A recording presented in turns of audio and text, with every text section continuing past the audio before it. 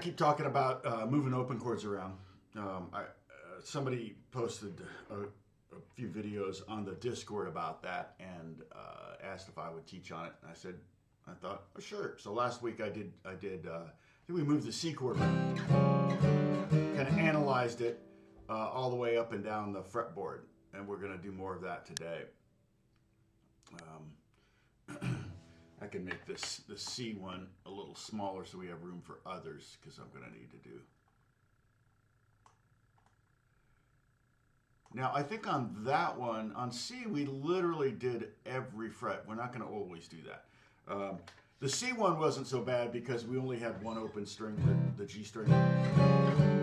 So you can always justify one string, but with technically this is an E form moved around, and we could do it with. Sometimes it's not going to work. Some of them just won't ever sound good. Not super strong, that one. Or that one's fine. That one's a little weak. That one's fine. B flat's a little weird because we get that B natural against it.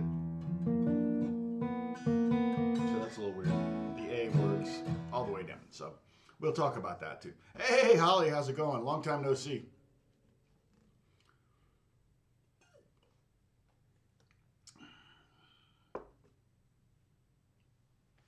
Finally on time. Well, I wasn't on time, Leo. I was running late.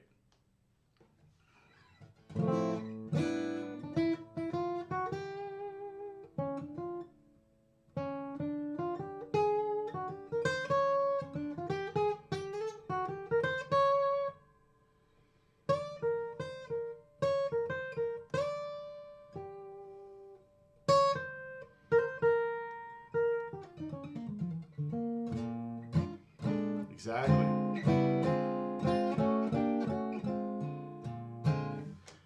Thanks, Bob, for being here. Richard, good to see you also. AJ's in the house. Sadie's in the house. Just hanging out on a Monday morning. Pretty busy week last week. This week's going to be busy. Got stuff at church going on, rehearsals, Christmas show, all that stuff.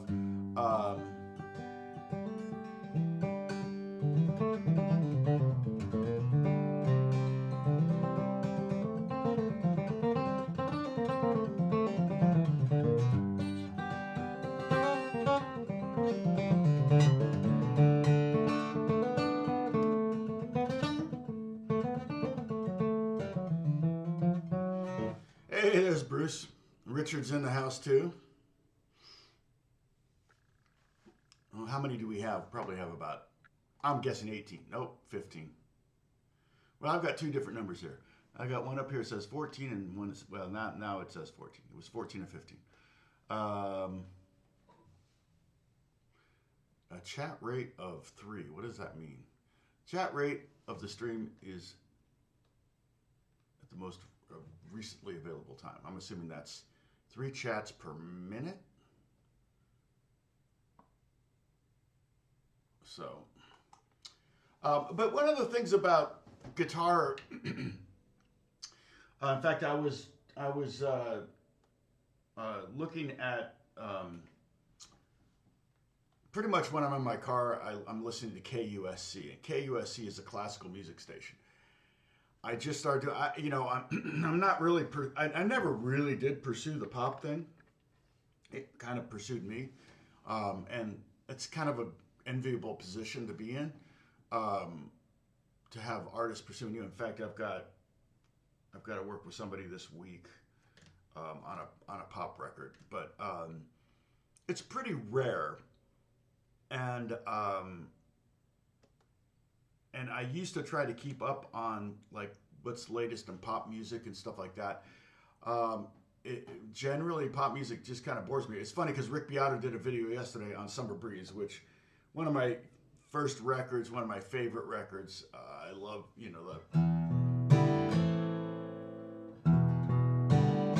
that still doesn't sound right to me. But something's not right about that. They're not an open tuning, but.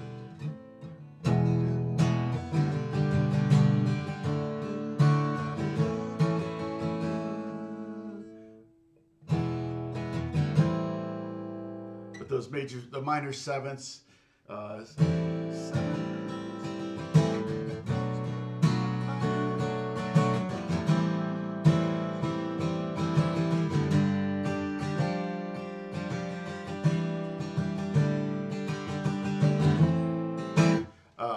major sevenths, or minor sevenths, major sevenths, very, very 70s, early 70s in particular was very acoustic. You had the Eagles, you had James Taylor, you had Seals and Crofts, Dylan, Poco, just so many different artists that were charting that were acoustic. It was really interesting time. And like all of us, if any of us had older siblings, they kind of influenced our listening. Crosby, Stills, Nash & Young were a perfect example of that. My sister had that record, and so I got into Crosby, Stills, Nash & Young. She wasn't into Seals and Crofts. She was into Joni Mitchell, but I didn't really get into Joni Mitchell until later, and even never really ever got into Joni Mitchell. I'm not saying she's not great. I'm just saying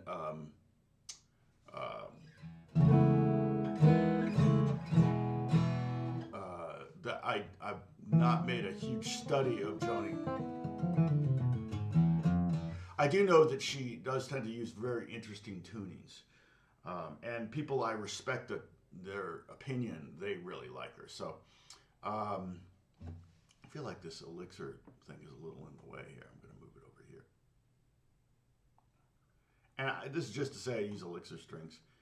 I mean, they give me some love every now and then, but I'm not. Hey, Thrash, what's going on? Ian Paul, Mary, Steve, yes. Seeger, that's right. Joan Baez, yeah. John Denver, Bob Denver, Bob Denver.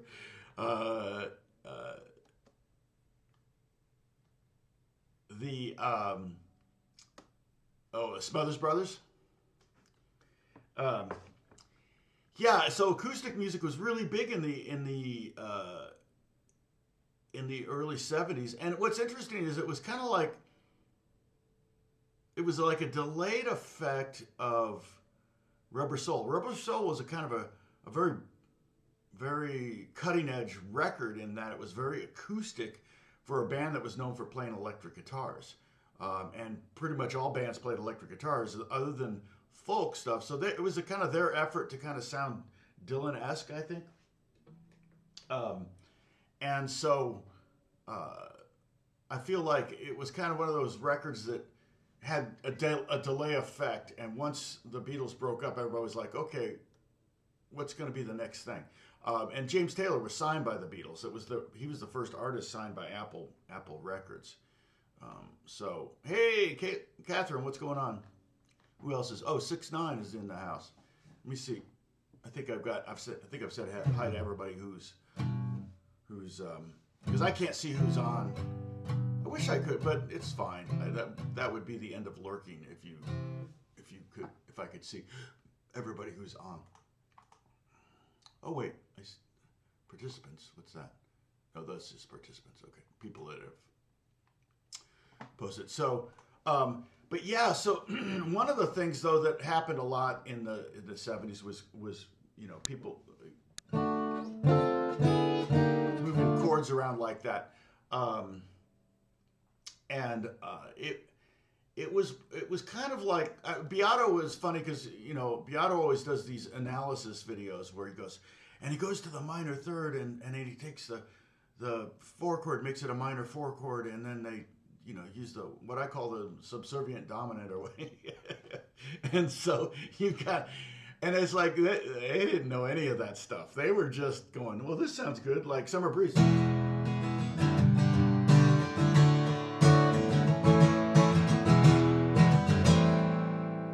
That just sounded pretty to them, so they wrote over it, and it's probably definitely one of those things where the chords came first, especially when they're weird like that. It wouldn't be a melody, especially a melody like that, very monotone, very John Lennon.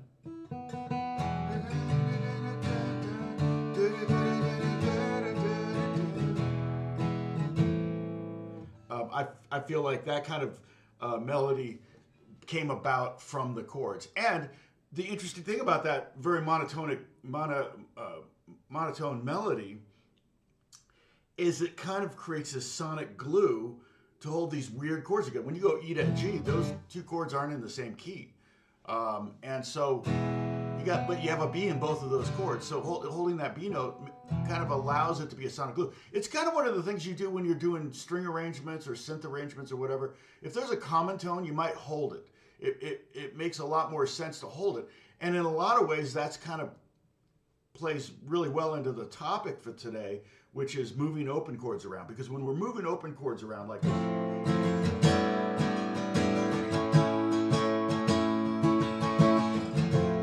we have these drone notes.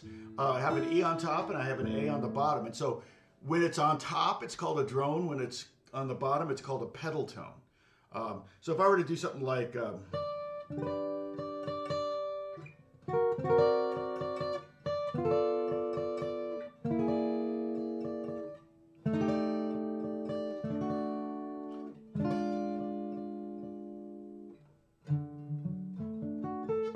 something like that, that would be kind of a drone on top. I can do it pretty.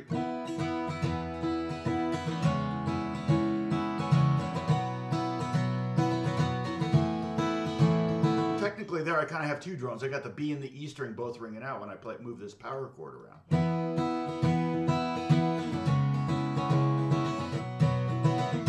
But when I move this chord around, I've got a drone on top, an E.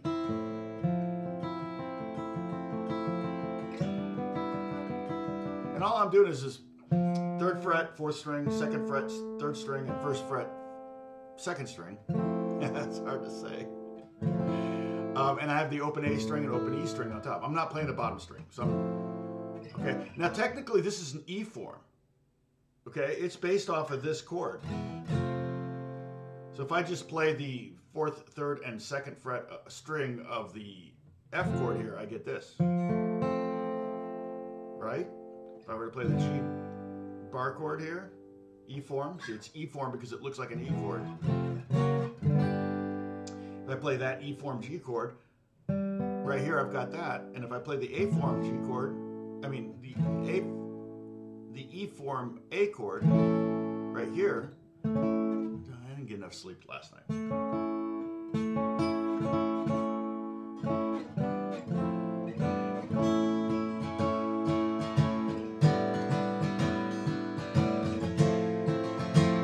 it around.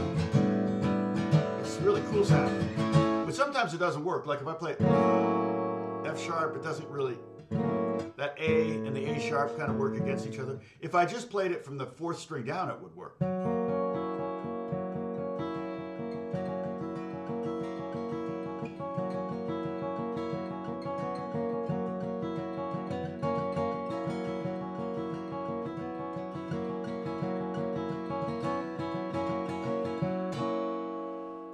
But if I add that A note, and so that would be a drone. So a drone, a pedal tone. A drone is usually thought of on the top. A pedal tone is usually something on the bottom that doesn't change. So, and that's derived from the organ, because the organ has bass notes in the pedals. So,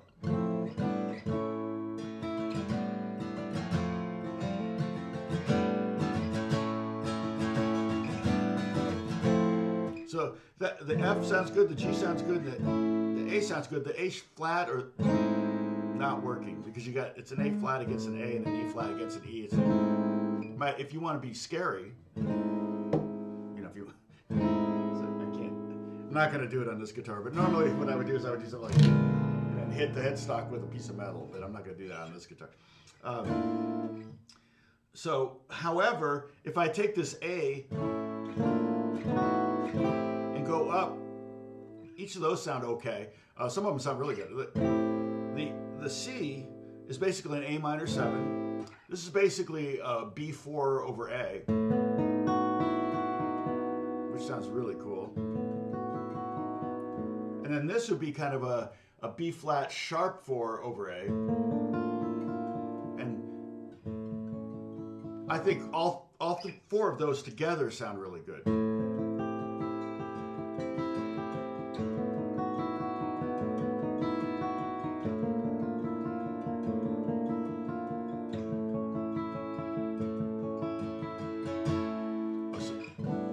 Sorry, I got sidetracked. I was talking about KUSC, the music station here in LA. Hey, Catherine. So yeah, it's just a super little simple thing to kind of, it just sounds pretty. So by itself, that's cool. But can you use it for writing? Sure. And then the other thing is like, da, da, da, I could sing that E note. Da, da,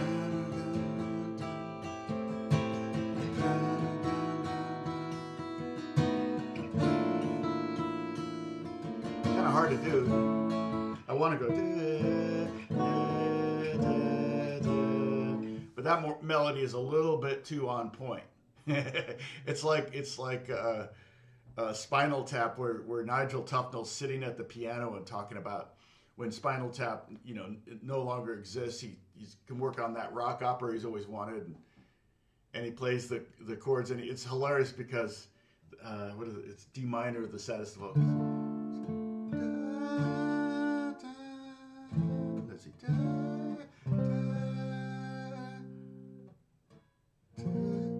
No, I think it's. Yeah, that's what he does.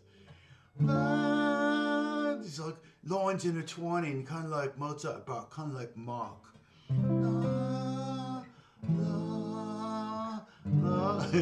And a friend of mine who's a brilliant composer, and he has perfect pitch. He got his master's degree in composition at Juilliard. He goes, he's just singing the root of every one of those chords. And I went, oh, you're kidding. That's freaking brilliant. It's so funny. But yeah, he's just singing a D over the D minor, a C over the C, an A over the A minor, and a G over the G minor. So it's like the least inventive melody you could ever create. So then to compare yourself to Mozart and Bach is just added hilarity. So let's see. Sorry, I gotta do that. Make it a little darker in here. Okay. Now, so what I was talking about with KUSC is I was listening the other day, and they were playing Concierto de Aranjuez by Rodrigo, the classical guitar piece, and pretty famous piece. It's by far his most famous piece. And it does a lot of those kind of things in the moving a shape around on the guitar. It sounds so complex on the guitar, but it is. Trust me, I can't play the piece. But it's, I don't know if you know, it's like...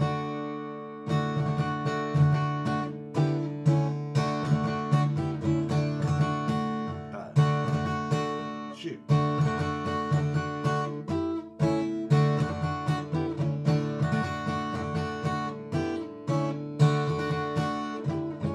then it goes up to here.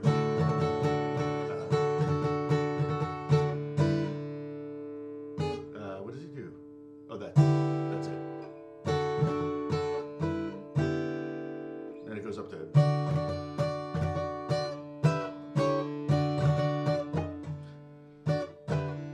pretty fast changes there. And actually the way it's supposed to be played is like, it's hard.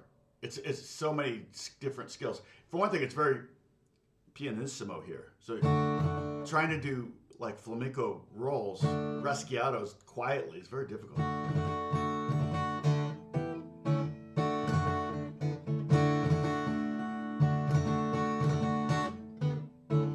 Then those chords have to be done with your fingers, and then back to the fingernails.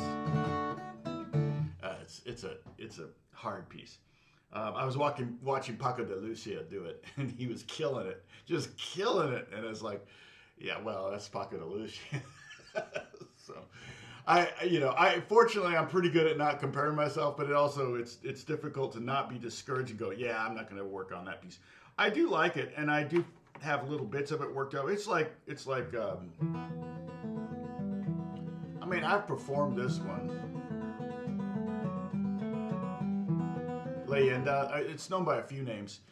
Who wrote Leyenda? Somebody knows.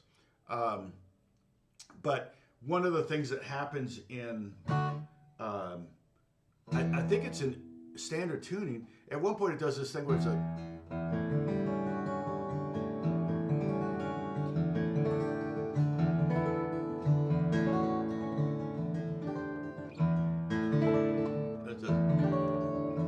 Slides this chord around with all the three strings below just ringing out, and that's also something that Villalobos would do a lot. He would do a lot of things like that where he would just take a shape and move it around because it's something that's very, very uniquely guitar.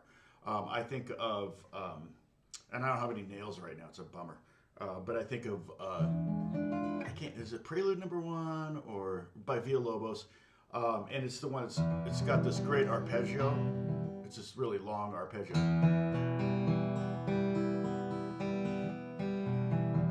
So one chord, it goes to the 4 chord with the low strings, the outside strings open, and then back to the E minor. And then it goes to like a B7 with an F sharp and a bass. Then it goes to E minor with a G and a bass. It goes to E major with a G sharp and a bass. Then it goes to A minor up here. Everything twice, and then it goes this kind of weird A7 sus with a B flat and a bass. If I analyze it, it would be B flat, E, G, D, E, A. I mean, if we were to make the B the root, the B flat the root, then it would be something like B flat, B flat. Major 7 sharp 11, which is a beautiful chord. We love that chord. That's what this chord is. When you take that F and you play the top 5 strings, or you add that bass note there, that's a major 7 11 chord, major 7 sharp 11 chord, and then it goes like. But at some point, the piece, well, just shortly right after there, it goes to this diminished chord.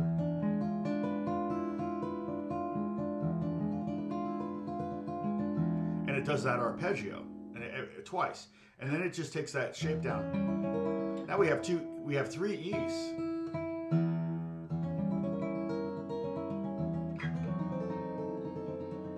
and he just keeps taking that diminished shape down, and it's just like, he just thought it was interesting how what the E sounded like against this moving chord that was moving around. So much like this, we have a drone, we have a pedal tone A and we have a drone E. In this case, we have a pedal tone E and a drone E on top.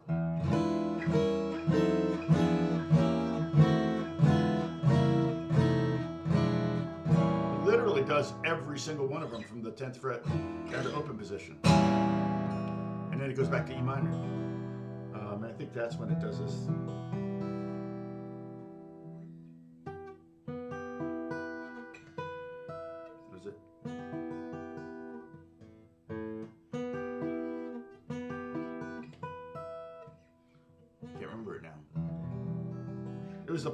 It was the part that I probably did 1,000 times just because it was the part I always messed up on. Once you have the chords down, even this, probably the hardest is this E over G sharp. Whoops. See how hard it is? And of course, if I'm sitting proper, classical form, it's a little bit easier. That makes a little bit more ergonomic sense. So. Oh, you played with grad students again. Oh, nice.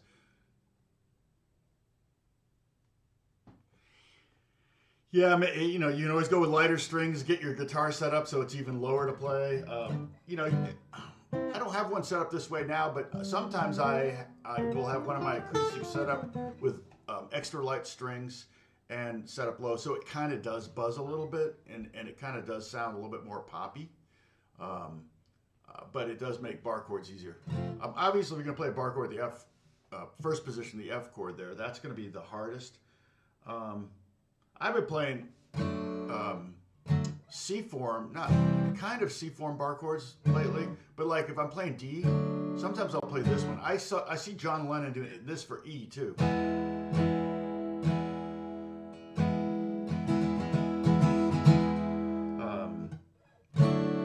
But yeah, basically just sliding the C up, but having to finger it with 4 fingers. The D is fine, but you like the sound of the C. With the 2/3, you can have that if you do this. So I don't know why, but suddenly I've been playing this chord a little bit more often than D. It's a subtle difference, but well, that's good. And you know, you can always, if you can't do bar chords, you can always noodle, or you can always try to come up with rhythm ideas, like as if you were hired to do a guitar overdub. So let's say the song is F, B flat, C.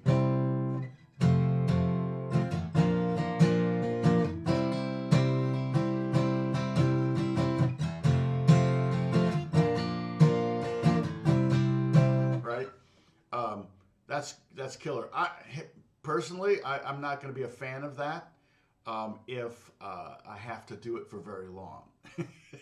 So, especially if it's a rehearsal and then we got to do the song 2 or 3 times, I'm going to be like, yeah, let me see if I can come up with something else.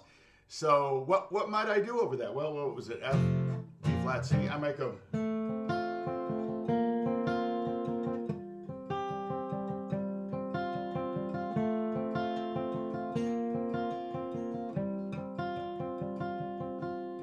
Now I'm still making a bar here, but it's a lot smaller bar than this, and it's further up, so it's a little easier. So what I'm doing is like, I could do it here too.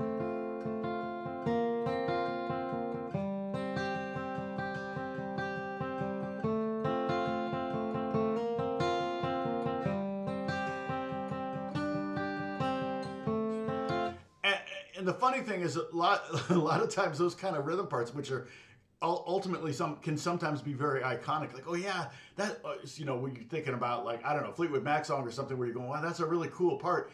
Well, it was because the guitar player didn't want to play bar chords, so they came up with something else, and then it became the iconic part.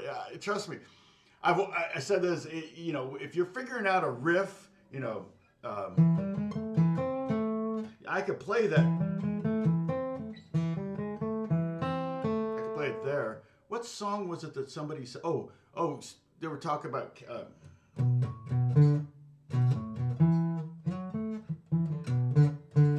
No, is it? What key is? Here.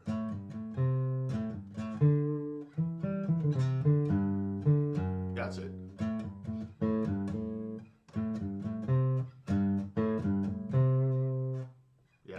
They said they played it in open position. I always figured it up here. So.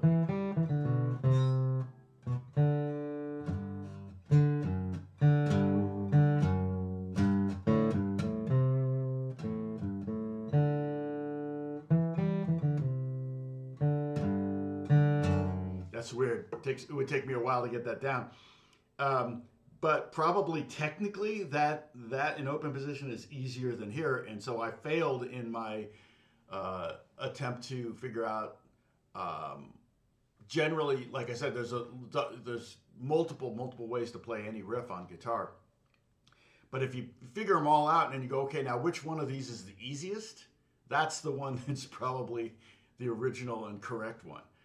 So often, well, guitar players are generally lazy. So rock stars too.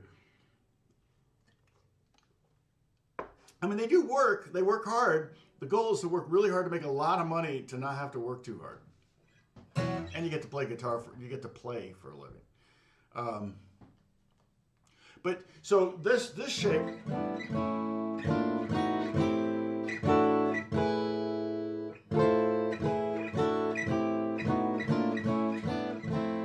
Let me write those out and see what we get, okay? Can I duplicate this? No. That would be too easy. All right, let me do another take. Well, I could technically, I think I can duplicate it here. This, and duplicate, rename, copy, properties, order, transform, no, remove, rename, set color, no. All right, never mind. I'll just create a new one. It's not a big deal. Okay, so so that first one was, they're all going to be over A. So I'm not going to put /A on any of these. I'm just going to say F major 7. Right?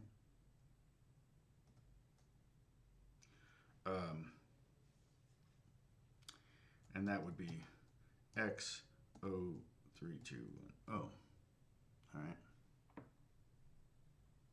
Okay, now that I got it giant and obnoxious, I'll make it usable. All right. And so that's the first fret. Okay. And let me add more to it now that I've got this set up. Okay. The next one will be G6, and that would be again XO 5 4 3. Oh, like that, right? I think that's right. But again, the F sharp didn't really work, and the G sharp or A flat didn't work. So then, but A totally would work, obviously, because it's just A. So the stars line up on that one. Oh, we're gonna have that problem where I'm gonna get into 11s and 10s and stuff. Dang it, I hate that. How did I do it up there? Oh, I just put fret number. Okay, that's what I'm gonna do. So this one would be kind of like a B flat. We talked about this last week. I'm just gonna say sharp 4 just to keep it kind of in a maybe pseudo simple. X0 and then 8. Boom, like that, and then open. Okay, and again, all of these are / or over A. Then we're gonna have what I would call a B4 chord. I got called out for this. That's a B sus. No, it's a B4. There's a difference. It's because a B4 has the triad 1, 3, 5 plus the 4. So you've got that 3/4 rub, which is so beautiful. That D, in this case, the D sharp with the E. You're like, oh, that's awful. But in context, when you hear the chord, it's like a major 7. Major 7 chord sounds kind of nasty when you just play the root in the 7th. But it sounds beautiful when you add the 3rd and the 5th in there. So, all right. B4, so that would be X0. Okay, now we're going to get to that. Then it's going to be just C over A, which would be A minor 7. But we're not notating the A. 8. I'm just going to put, so then our hand is going to be at the 8th fret. C sharp really didn't work. C sharp didn't work, right? Yeah, C sharp wasn't happening, but D works, and that would be kind of a D2 chord over A, and so that would be at the 10th fret. And then if you go up to the 12th fret and play that shape, okay, that's going to be a well, by itself, it's just an E triad. So E over A, but that ends up sounding kind of like an A major 9th chord. So it's kind of a really pretty chord. So, but we're just going to call it E, not E over A, and that would be at the 12th fret. And now we're full circle. All right? I'm going to make this just a tad smaller. But you'll notice we didn't use every fret for this shape. Okay? We didn't do the E, the big E. Oh, but we can do this with the A form. You'll notice the this part here, for one thing, it's a lot like the, if you did this, right? So I did the A, the B flat, and the C back to the B flat. I skipped the middle one.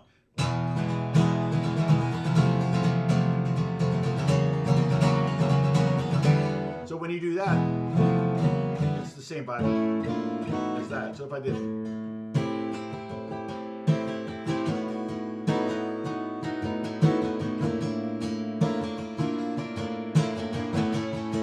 which is the same vibe as this.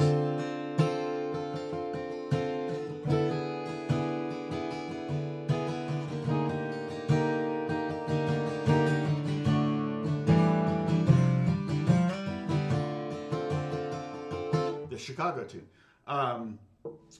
But yes, and that makes sense that this would be the same. If I play this A, go up a fret, go up 2 frets, and then back down 2 frets, and then back down 1 fret, I get that A, B flat over A, C over A, B flat over A. Very Spanish sounding. But if I start up here on the C,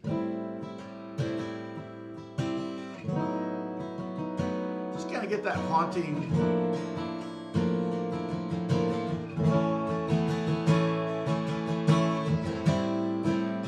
What other ones work? Well, not really. The C sharp is not going to work, just like it didn't work here. The D totally works.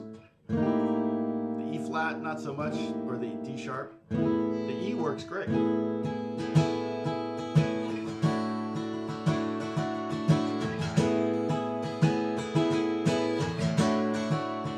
Almost sounds like Baby I'm Amazed, right?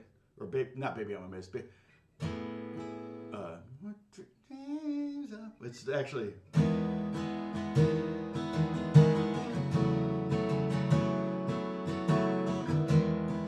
this is another perfect example.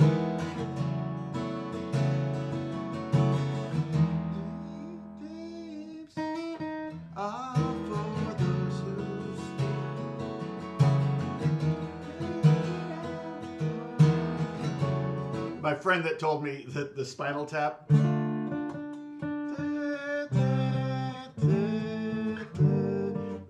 Those were only roots. That's David Gates is his uncle. My friend is named Bob Gates, and that's his uncle's David Gates. His dad was Johnny Gates, who was second command of JPL for years. Grew up in Pasadena. American censorship at his TV censorship was, but it's fine to fire attack. Oh, yeah, it is a bit of a shock, Dennis, when you go to Europe and you turn on the TV. You're like, what? Especially when the kids are sitting there. You're like, yikes. Because when you go to Europe, it's an 8-hour time difference to Paris. And so we're in Paris, and I'm like, I wake up at, it's so brutal. You wake up at like 2 in the morning. And that's, what time is that here? So you're 8 hours ahead. So 2 in the morning would be like 6 at night, and you're like, all I remember is waking up at 2 in the morning and you can't sleep. It's like this is noon back home. I can't sleep at noon. So you go downstairs or whatever, and you turn on TV, and it's like, what the heck? Do they have cable? So yeah. So yeah, if I went to try to go to sleep at midnight, I'd probably wake up 2 hours later because I'm just like that's usually what happens. When I fly to Asia, it's great. I wake up at 6 in the morning ready to go, but coming home is brutal. Coming home from Europe isn't too bad. Like your clock is kind of you just get up early and you're like, I might as well go get coffee or something. Time to start my day. 1850. I know. I used to military time. You said 1850. Yeah. Yeah, I know, Dennis. You're almost always having dinner while we do our lesson.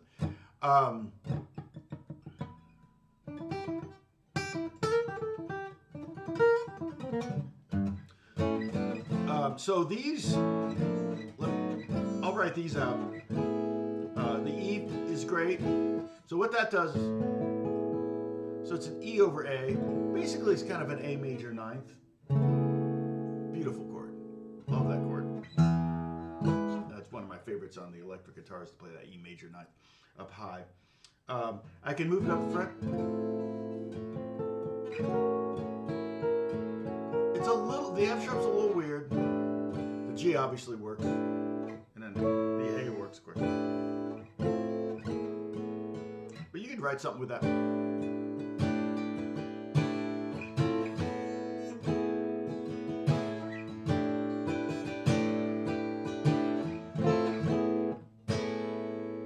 I mean, there's so many songs like that, and it's just because, oh, I learned a new chord, let's move it around. I remember, you know, Paul and John would get on a bus and travel across Liverpool because they heard a kid on the other side of town had learned a new chord and they wanted to know what it was. You know, I was like, oh, I heard Joey has a new chord. And then you go to Joey's house and he goes, yeah, it's called B7. Check this out.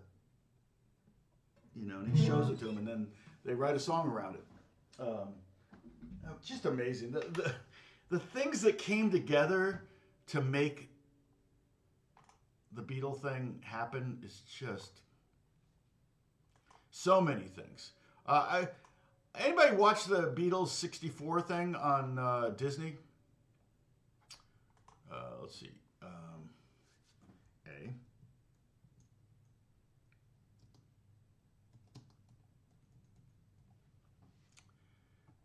Okay, now let's make this small. There's got to be a way to set the default a lot smaller. Like when I create a new text thing, it just automatically gets smaller. All right, I'm going to put this here, and I'm going to add to it. We can talk. Yeah, Paris and Amsterdam are Greenwich Mean Time, which is London, basically, right? Or Greenwich, I guess, Greenwich. So then we have B flat with a sharp 4, and that would be 0, 3, 3, 3, 0. And then we have B4, just the same thing we had before, over A, but it's going to be A. Oh, shoot, I forgot the zeros. Hold on.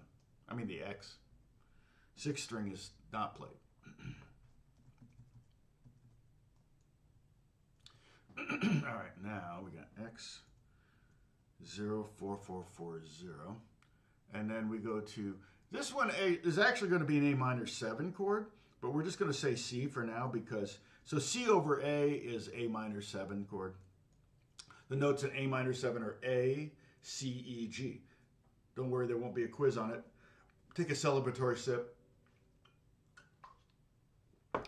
However, I'm going to tell you something that you should know and you should memorize, all right? I'm going to tell you that in a second here. In fact, we haven't. Have we done a lesson on triads?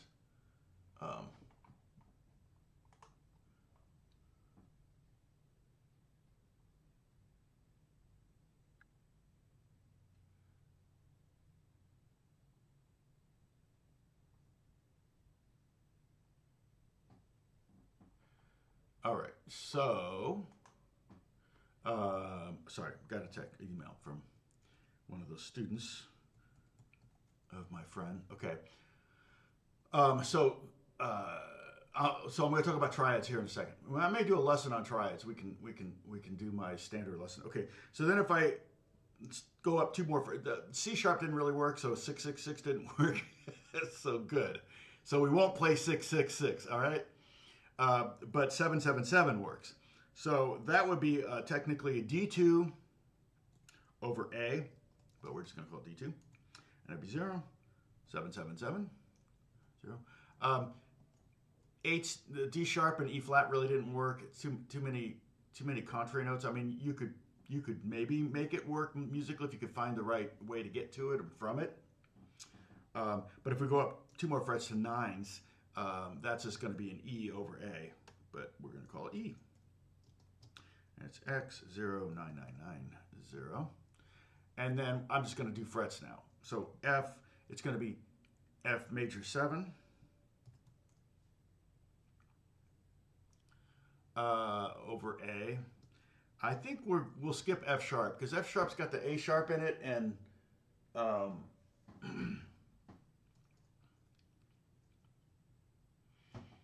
so that would be 10th fret. So I'm just gonna write 10th fret, all right? And then the last one we'll do would be like G with an E in it. It's a G6 over A, G6 over A, and that would be the 12th fret, all right?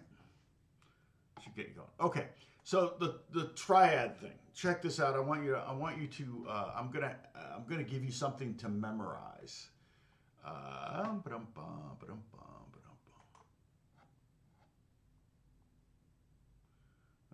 What do I want? This.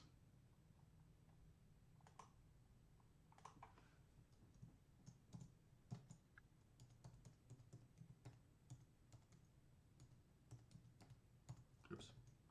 All right. So I just wrote a C scale out, which is all the white piano. Ugh, come on.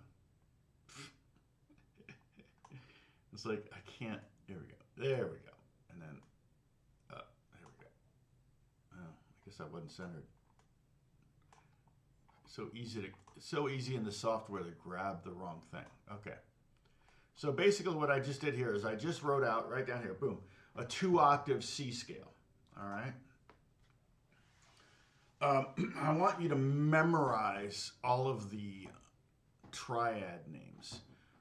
So we have 7 of them. A C triad, a D triad, an E triad, an F triad, a G triad, an A triad, and a B triad.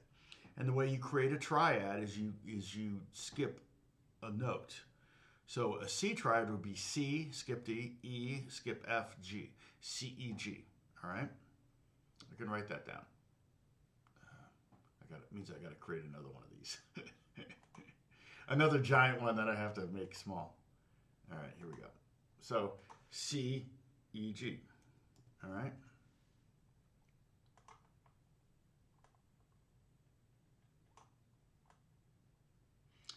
And I'm going to place it here, I guess. So maybe I will move this elixir thing back over here now. All right.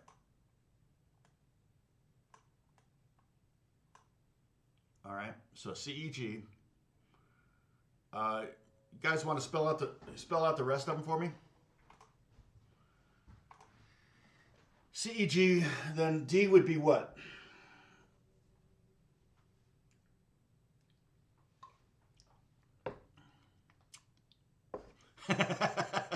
Yeah, why doesn't 6/6? Well, I mean, actually, it's probably the perfect sound for the name. That would be technically, that's a perfect 6/6/6 chord, actually. It's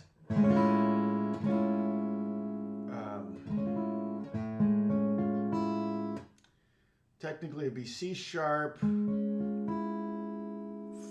sharp 9, or yes, C sharp, sharp 9 over A. I've never heard of that chord. DFA, correct, AJ. Okay, what's the next one? No, Franco. But Franco, that's good to know. But I'm just talking about the triads that occur in the key of C here. So D F sharp A is indeed a D major triad. So you're not wrong, but you're not right. Is that? You've been lurking and you jump in, and I just take you to task. It's like, okay, I'm never jumping in again. No, it's DFA. Okay, what's the next one? Built on E. It's pretty simple. It's not a trick question. All right.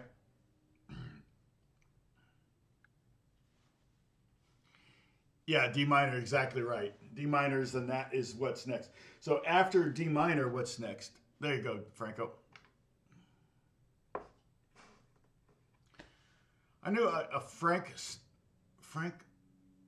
Stagnolo? EGB. Thank you, AJ. So EGB is the next triad, okay? THE. Neighbor of the Beast Works, yeah. Okay, next would be built on an F. What's that next triad? Very good, Franco.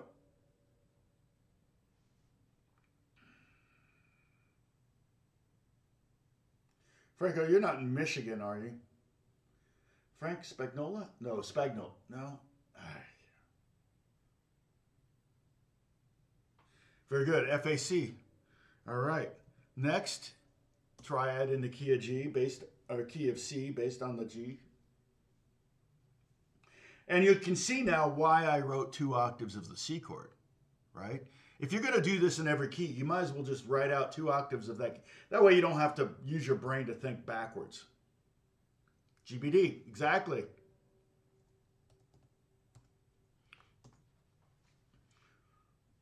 All right. And now bass, what's the A one? Yeah, BDF. Yep, 8, yeah, etc. BDF. CEG is right for the first one. So the next one is A. A what? What's the triad in the key of C built on the A tone, the A note?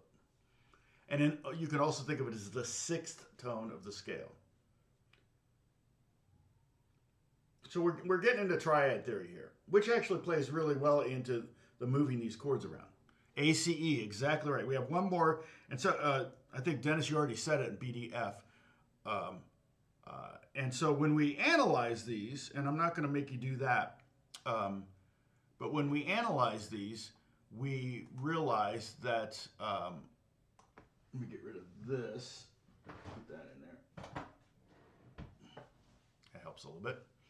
Let's see, move this here.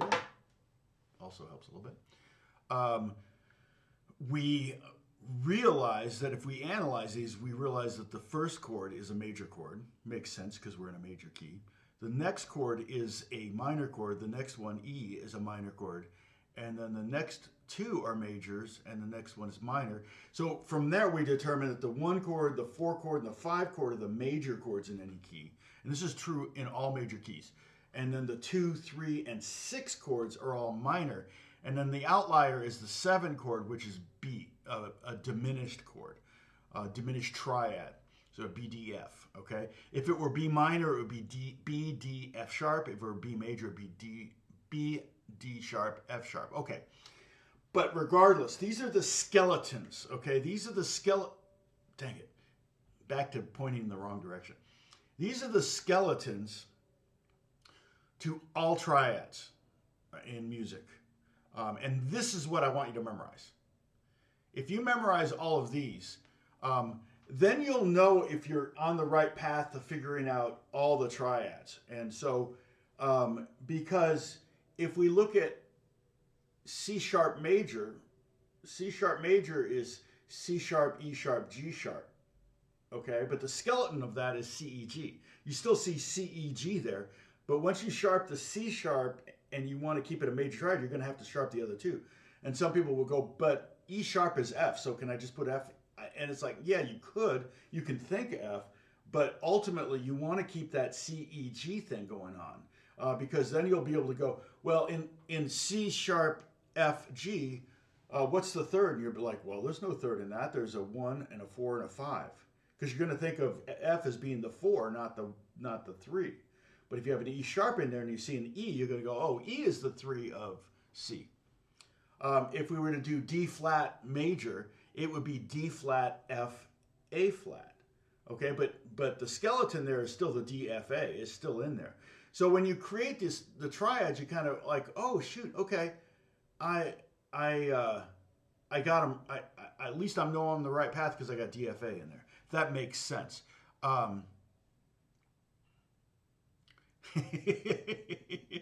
Yeah, I don't know about sipping. If I point the wrong direction.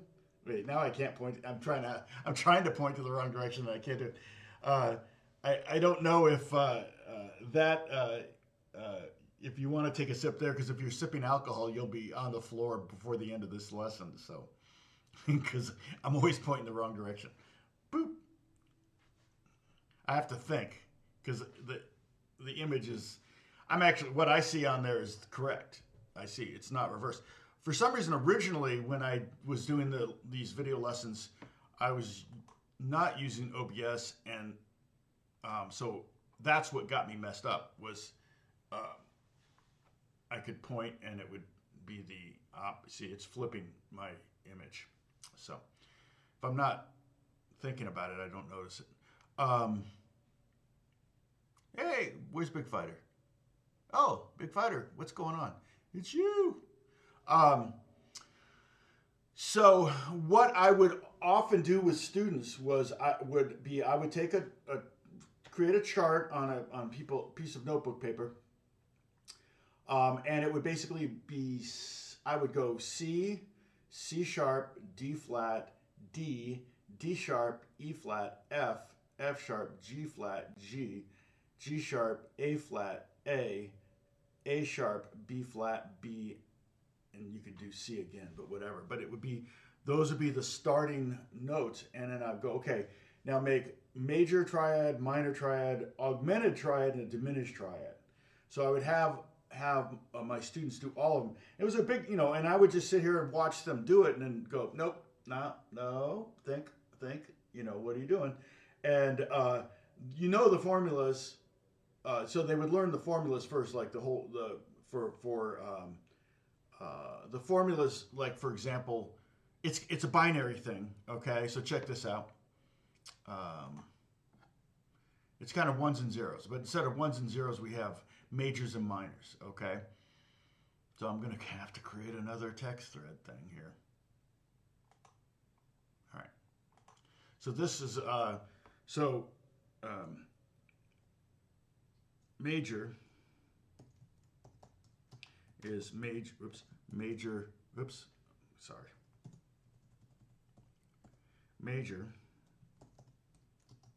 is major minor. Minor is minor, minor major. Dang it. Here we go. Diminished is minor, and augmented is, I guess I could have put the word is in there for all of them. Major. You have an extra space there. Okay. Sorry. And you can't read any of that because it's massively large. No. All right. Boop. There we go. So those are the formulas for the four types of triads. And you notice it gives you all the possibilities between a major, and the major and minor refer to the third. Okay, you're like, wait, what? So when we skip D, going from C to E is a third.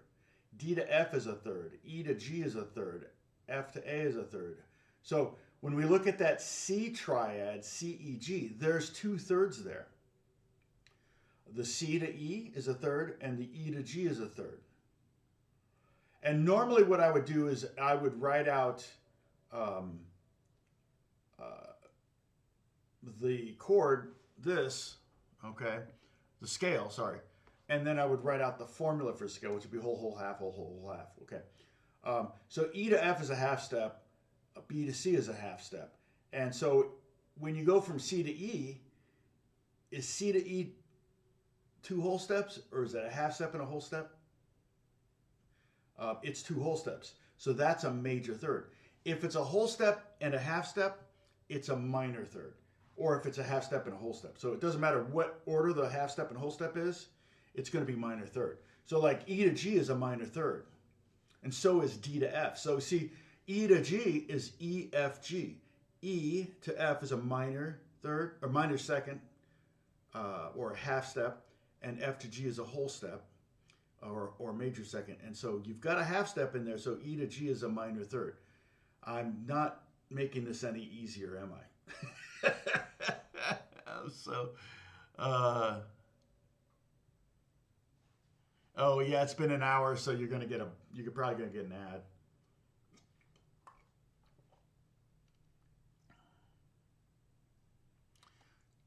Two, 1, 2. Oh, I see.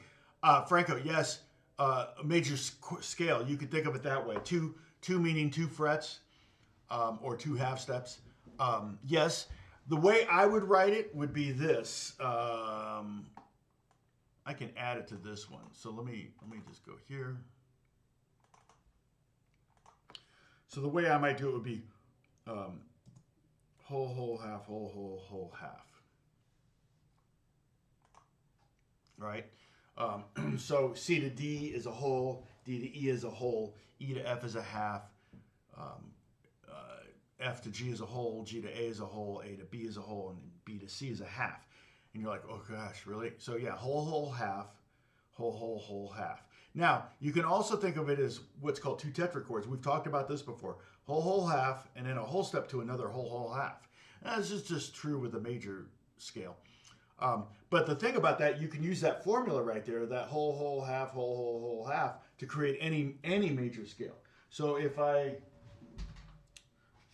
start on the D string, go up a whole, go up another whole, go up a half, go up a whole, whole, whole, half, or in your case you went 2, 2, 1, 2, 2, 2, 1. You would get a D major scale.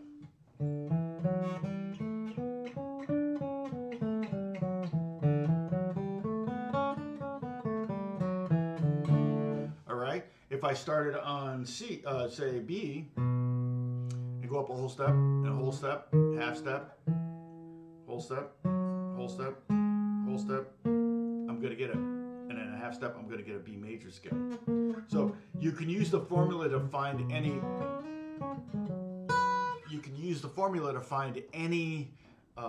major scale, and there's a formula for each of the scales. And we've talked about this. We did talked about modes, and so if you start on D and go D to D, then it's whole, half, whole, whole, whole, half, whole, and that's the formula for a Dorian scale and so on. But we're not talking about that. I'm not getting that deep into it. But we can do we probably did a lesson on Triad. Let me look it up. Bruce is probably already on it. Open up, let's see.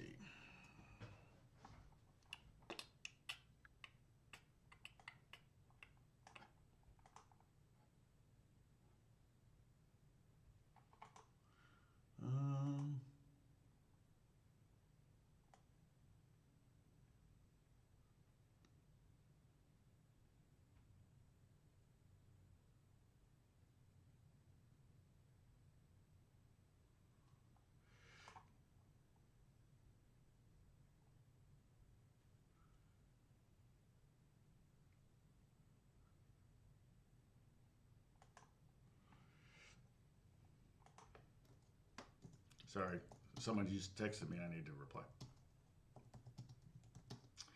Actually, I'm texting someone in Holland right now. I should have you, Dennis. I should have you translate, and I'll just copy and paste it. And he'll freak out. Let's see, just some friends of ours that are actually not too far from where that explosion was. I asked him, I said, now keep in mind, every time there was a shooting in Los Angeles, and there are a lot of shootings in Los Angeles, but it's almost always gang related, and it's usually drug, So if I'm not buying or selling, I'm probably going to be fine. It's pretty rare. But my mom would call, like, you okay? I heard there was a shooting in Los Angeles. And I'm like, yeah, Mom, I'm fine. And the same thing with them. I even said that in the text. I'm like, okay, my mom would always text me or call me if there was a shooting in Los Angeles. I said, I know it's probably nowhere near you. It didn't affect you, but just making sure you're okay. And he said, it's not far from where we live, but a different neighborhood. They moved from The Hague to Voorburg, a smaller municipality directly next to The Hague, last year because we wanted more space. They have 2 kids. Incidents with 5 or more deaths are quite rare in this country. I think the police assume it's not an accident. They're still looking for victims. Anyway, that's not why I logged in.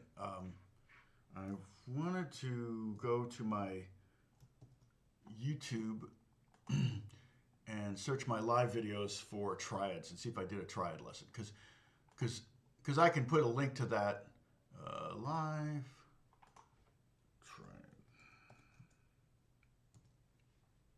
Oh, I have not. No. Surprise. It's quite the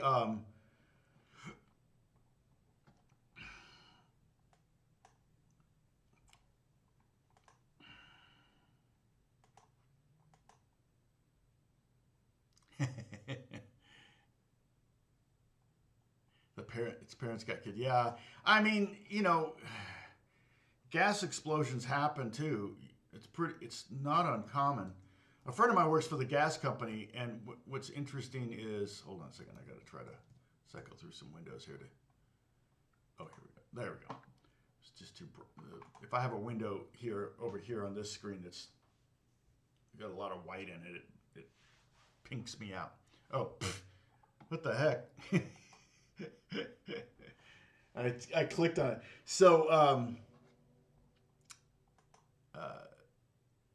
a friend of mine works for the gas company, and there's a name. I forget the name. I thought it actually at one point would be a good band name. Let me see. What's the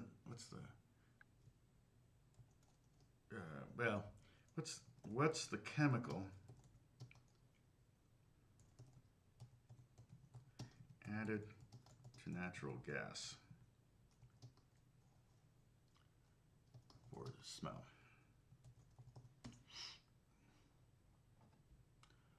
Mercaptan. So yeah, mercaptan, that's right. So it makes it smell like a fart, basically. What's this? Oh, okay. Yeah, okay. Don't need that window. Don't need this window. Don't need that window. Got a lot of windows open that I don't need open. All right, including that one. Okay. Mercaptan. M-E-R captain, like that. And what it is it's a chemical they change it every year. So I don't know if they change the amount of it or the ratio, or if they change the chemical balance of it. So it changed, but because you get used to it.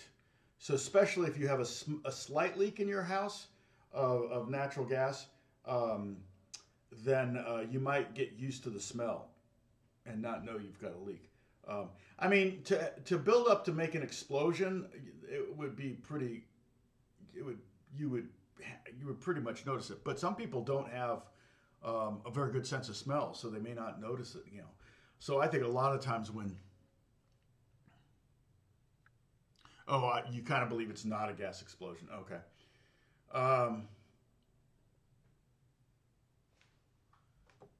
Yeah, it happened a few days ago. I don't know why I heard about it. It came up on my feed, but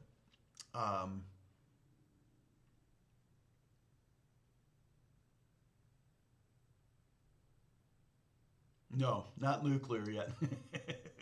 Yeah, no dirty bombs yet, like all the movies. Yeah, movies can really make you afraid of things. There are a lot of movies that affected policy way too much because people overreacted to the fear in the movie, and they thought, oh, we gotta pass laws to prevent this, and it's like, it was a movie.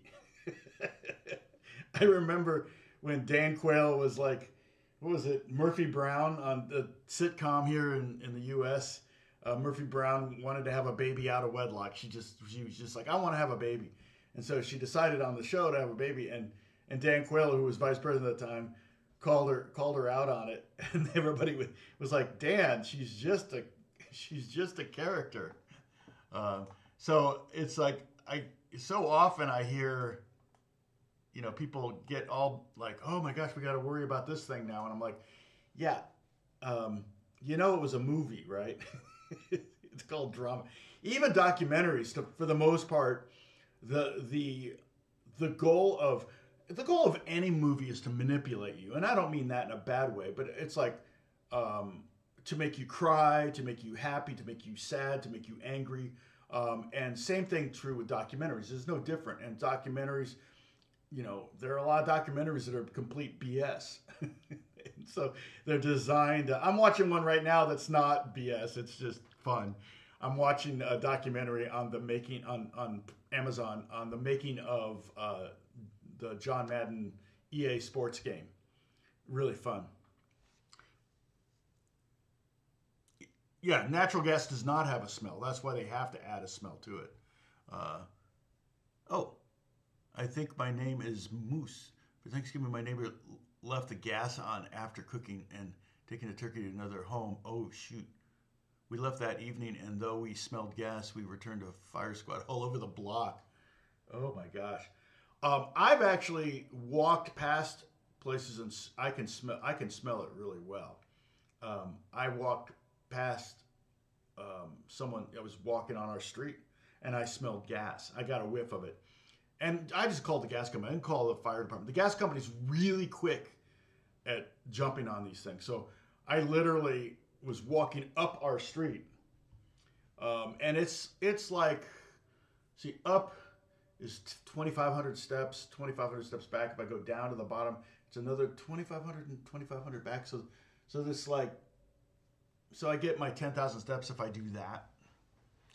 Um, and on the way up, I smelled it. It was just a few doors down. I think it was about 7 or 8 houses down from me. And I smelled gas. And so the gas lines are basically right by the sidewalk. And I thought, well, maybe I didn't get on my hands and knees, but I was like, I kind of stood there for a second and I smelled it. And so I got on my phone and I called the gas company, and they have a number you click, type, hit 3 if you want to report a gas leak. Or a suspected gas leak. And I just texted, and she said, okay, where are you? And I gave her the address, and I said, I mean, I smell gas. I don't know if it's a gas leak or anything. But I got to the top of the hill, and on the way back, they were already there. So they have trucks everywhere, so they can get to it fast. Yeah, that's right. TV programming. Exactly. Yeah. So, it's I mean, what's the documentary, which to me, in my opinion, is kind of was stupid, where the guy just ate McDonald's food for a year and then he got all these medical problems. I'm like, well, what did you think was going to happen? It's like, we didn't need a documentary to tell us that. But then another guy did another documentary where he ate at McDonald's for a whole year, but he ate the healthy food choices, like got the salads if they had them at the time. I think remember the shaker salads? Actually, not a bad concept, because I like a wet salad. I want dressing on every piece of lettuce that I pull out of the bowl, but my wife makes great salads, and so we have a lot of salads. But but there was a guy that did a documentary, or maybe it was like a 30-minute thing on YouTube or something, where he ate only at McDonald's for a year, and he lost weight and got healthier. His blood pressure went down. He lost weight. There was no medication or anything. It was like, holy cow. When did this happen, Moose?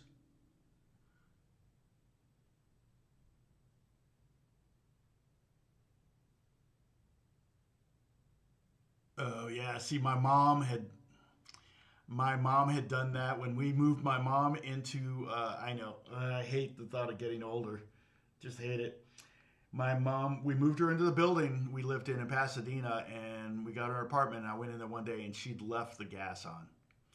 So I had to shut the gas off, because she wasn't even cooking for herself. We were cooking for her. And so I shut the gas off behind the stove so she couldn't turn it on anymore. It's just like, ugh. Yep. Not that she would have been lighting candles or anything, but the furnace could have kicked it on. The furnace pilot could do that.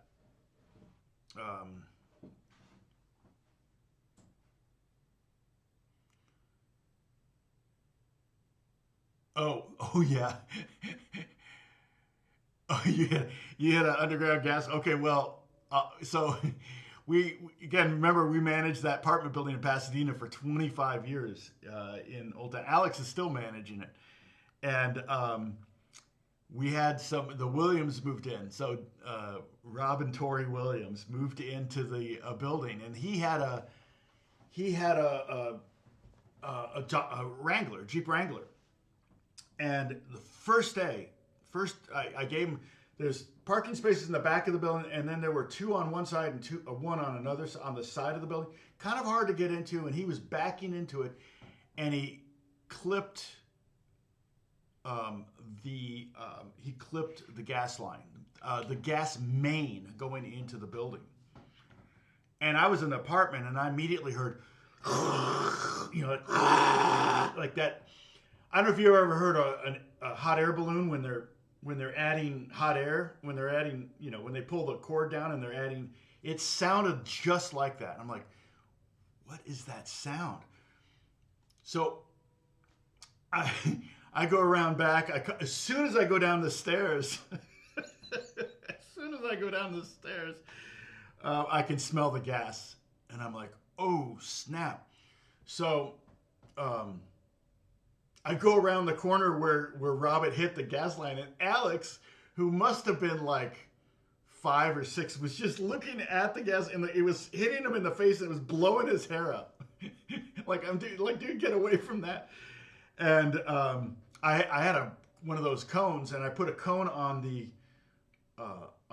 driveway so nobody else would drive down there, because I'm thinking, well, what if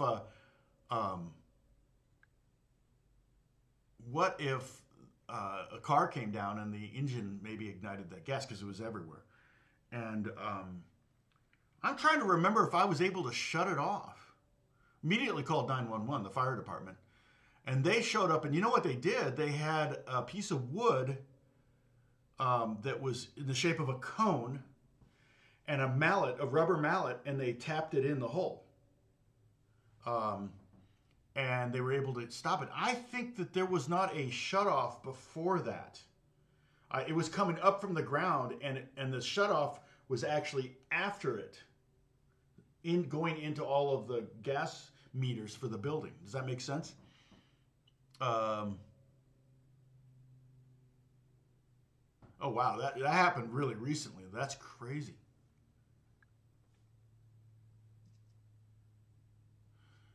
What they do is they put clamps on either side of the hole with a balloon in it and blow up the balloon and closing both ends of the pipe. Interesting. Yeah, so they tapped it in, the gas company showed up, and I don't know if they shut off the gas from before, but they replaced the pipe, and then they put 2 big metal pylons, so you really couldn't hit it if you tried. So it was fixed, in an hour or 2. But yeah, it was pretty crazy. Oh, and my friend who worked for the gas company heard the call come across the line. He almost came over. He was like, "I think that's Tom's house." He wasn't sure about the address, and I told him about it later. And he goes, "Oh, I heard that call come in. That was your place. I wondered about that." And it was so funny. So, oh yeah, the water line would give it a lot more mess. Yeah, this was a pretty simple fix, I think. We had another weird situation where Emma was in her bedroom. It was a sunny day. That was Thanksgiving. Completely sunny. Actually, a pretty warm day. It was probably like 80 degrees. She was a kid, so this would have been 20 years ago. And she comes to me and says, "Dad, it's raining in my room." I went, "Oh, there's a pipe leak." And I go into her room, and there's no bathrooms over her, so I'm like, well, there's no pipe leaking, but water is coming through her window, because we had the windows open because it was kind of warm. I'm like, and it's not a cloud in the sky. I'm like, okay, a sprinkler must be aiming the wrong way, because sometimes sprinkler heads get broken off and it's spraying, but it's like, who's running their sprinklers during the day? Nobody does that. Well, all of a sudden I hear fire trucks, and I'm like, what's going on? Well, apparently, it was Thanksgiving, speaking of the whole turkey thing, someone had, in that building next to us, it was a condo, and they have plastic railings everywhere. Like all instead of wood, they did the plastic thing. So all the railing, the different levels were all concrete and stuff, but the hand railings, were all plastic, and that white plastic. And so somebody had gotten a turkey fryer, put it outside, and they dropped a frozen turkey into it. And it exploded like a bomb and it smelled awful. You could smell all that plastic burning. It just lit all of that plastic on fire right by it, Well, apparently this building, I had no idea, it had a rain curtain, which means it just had pipes around, circumnavigating the entire building, and it would rain if a fire alarm got triggered. So never happened before. A fire alarm gets triggered, and this just starts raining, and all that water is going into my daughter's bedroom because it's hitting like the awnings and stuff, and then bouncing over the wall into our apartment. And so, of course, we just closed our windows and problem solved. But it was, by the time I closed the windows, I could hear the fire trucks because they already gone. But it was just like, whoa, crazy. Oh yeah, you snap the balloons and presto, there you go.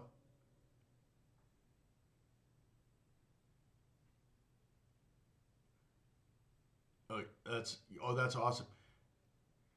Yeah, if the gas ignites, it's a problem. Yeah, imagine if that pipe in the driveway had ignited. It would have burned up that whole side of the building. It just cracks me up that Alex kind of was like looking at it like, whoa, blowing my hair. He could smell it, but it was just like, what's going on? A lot of pressure in those lines. They had a big fire years ago in Northern California because a lot of times they would put gas lines and sewer lines in California. Probably do this all over the world. But sewer lines are already laid, and so what they would do is they would just, instead of digging new trenches for gas lines, they would just use the pre-existing trench and actually pre-existing line and put the gas lines inside the sewer lines. But that was what caused the problem in San Francisco. It was Oakland, I think, or something, but the gas leaked into the sewer line, and then the sewer line, something ignited it, and it blew up a whole bunch of stuff. I don't know if it was houses or buildings or what happened, but so the gas company had to go through, the state passed some law that they weren't allowed to do that anymore, and they literally had to go through every sewer line in the state and film proof that they didn't have gas lines in there. So they came to our building and they filmed our sewer line. They ran the hose down, camera, and everything. I mean, and they didn't do it. They hired someone to do it, the contractors to do it, which is pretty cool, for them. But I asked them. I said, "Hey, can I have that video of our sewer line?" Because plumbers are always saying, "Oh, you got to replace these lines because this and that and the other." And I'm like, "Well, we got to charge you $500 to film it." He goes, "Yeah." He sent me a link right to my email, so I had a free scope of our sewer line. That's thinking on the spot.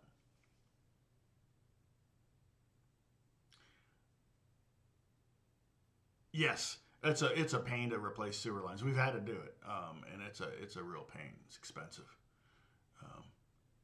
Yeah, I don't remember what happened. So anyway, we're totally way off subject, and yet people are still here with me. Hey, everyone, guitar. So anyway, just to give you an overview of what we've been doing. Someone asked me about moving open chords around, and this C chord where I'm actually adding my pinky here only has one open string, and that's the G string, so I can justify it.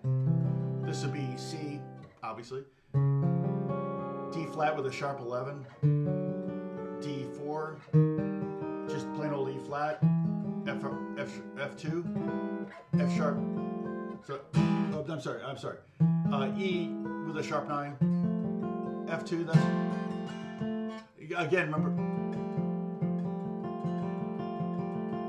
I like the sound of that one. That's weird. F sharp, it's flat 9, G, A flat major 7. But actually, what's weird is the G is actually below is the lowest note. Same with this. So, and then same thing. We did the same thing with this little triad shape here. Moved it all around, and this will be. Let's see.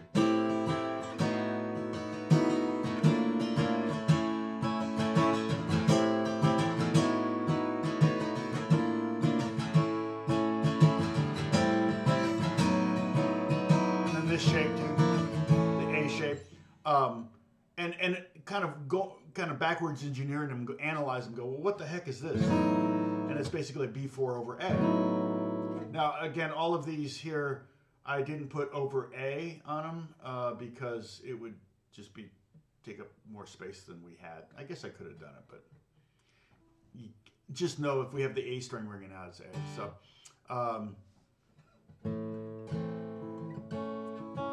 Exactly. Now the sewer lines are 5 inches, so I can't really hide.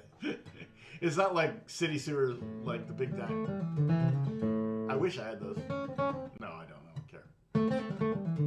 If I see guys climbing them, I'm like, oh, okay. They're a lot bigger than I thought they are. So yeah, and then the E, we haven't even talked about the E. Well, we did a little bit. songs that, you know,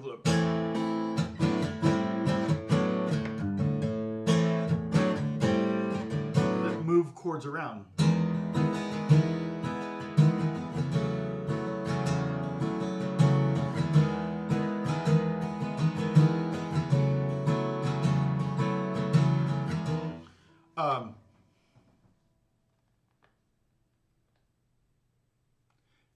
Here it is, CAD technician. What? Just in case there's a... Oh,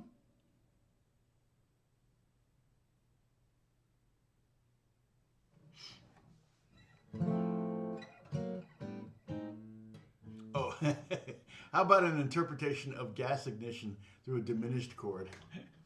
That would probably be the Villalobos piece.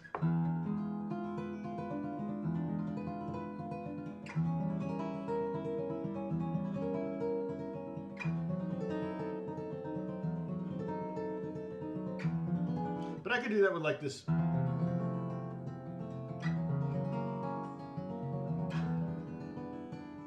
Because you get into certain areas. You get these weird.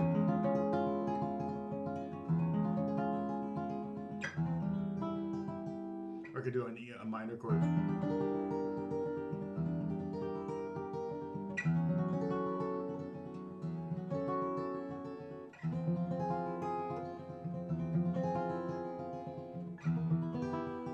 But again, when you move chords around like that, you're going to get these rubs. And sometimes they're really beautiful rubs and sometimes they're not. Like, I thought that F minor with the E in it's really pretty. Kind of James Bondy. But with the E in the bass, it's a little weird. And then I just go one more and I got just pure E minor. And again, I have this top string open. I'm actually playing like an A minor or an A form A minor chord with the different bass note. So I'm not actually barring. That way I have open string on the bottom and open string on top. So like D minor would be.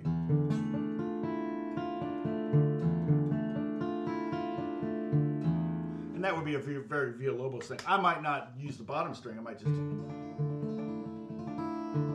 I don't have any third finger nail right now. So that note, that first string isn't coming out, ringing out.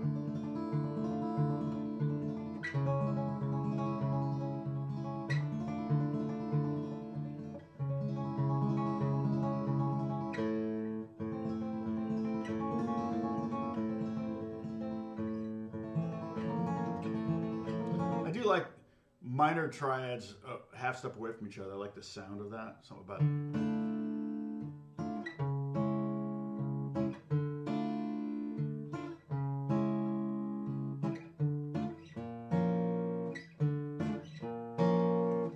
those are called secondary medians. Is that right? I can't think of the term. Secondary medians? I don't know. But composers use them a lot to move. For creating drama or whatever.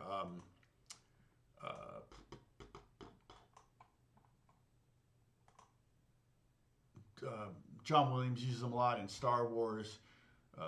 Let's see, let's throw a piano up here. Like.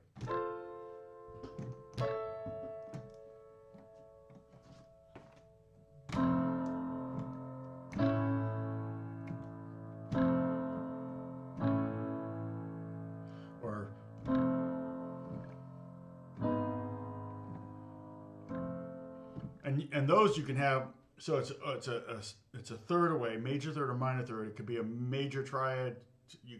I think, is there 16 different variations?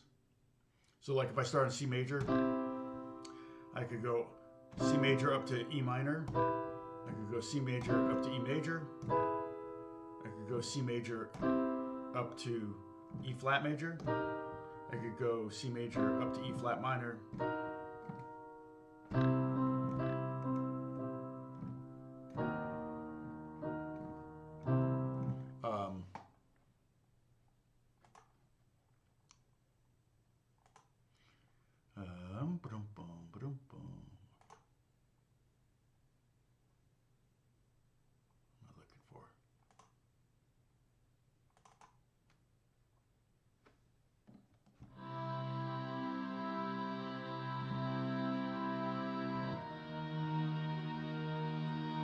has kind of that's, believe it or not, that's a string sound. It sounds more like an organ.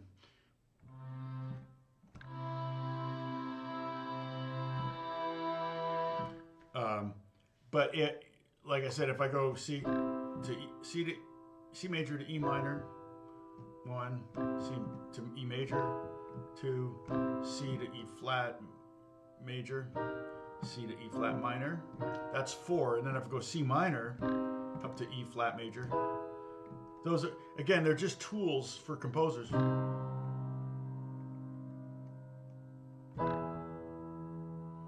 Almost triumphant there.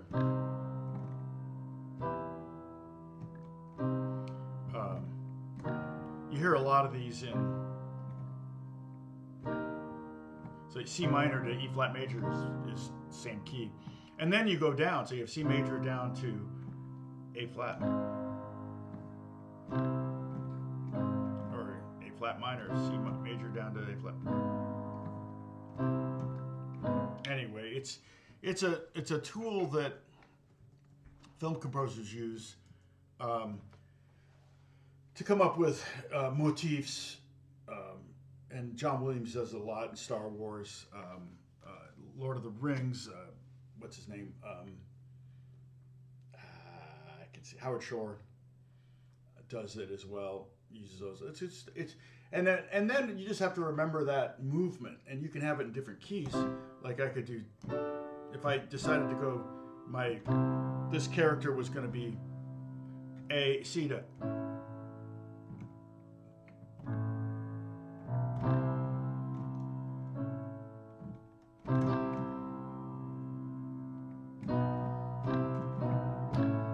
Right? That's Star Wars.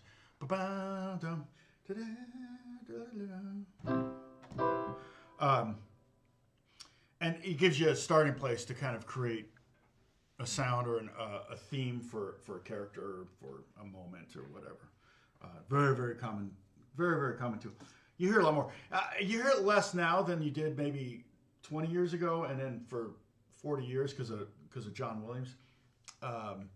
Now you hear a lot more kind of, I think, because of Hans Zimmer, you'll hear a lot of, you know,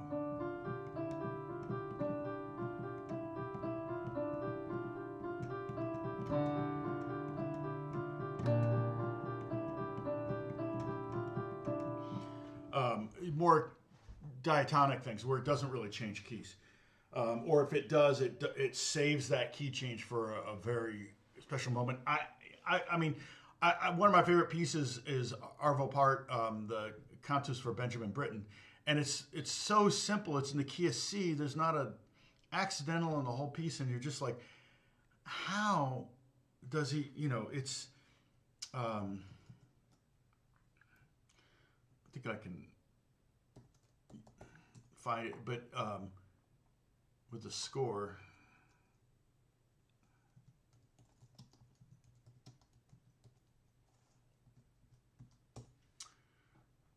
Yeah, here it is.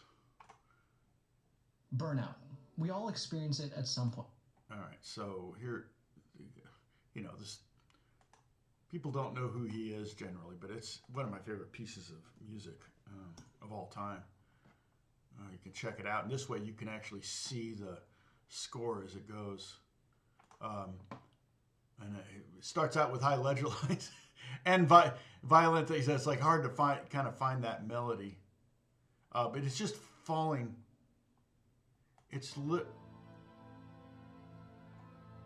It's in. Is it in 6/8? Yeah, 6/8.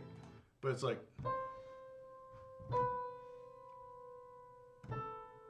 It's like.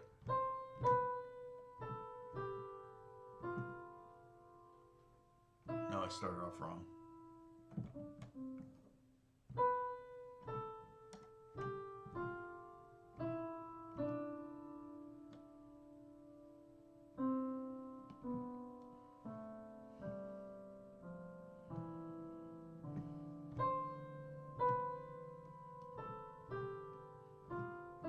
Like, and then there's other parts that are going.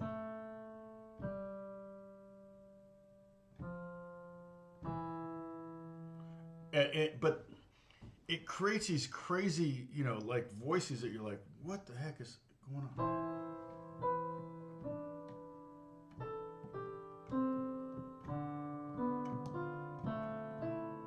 Oh, thank you, Franco. That's $5 Canadian, so what's that, like 12 cents? Just kidding. So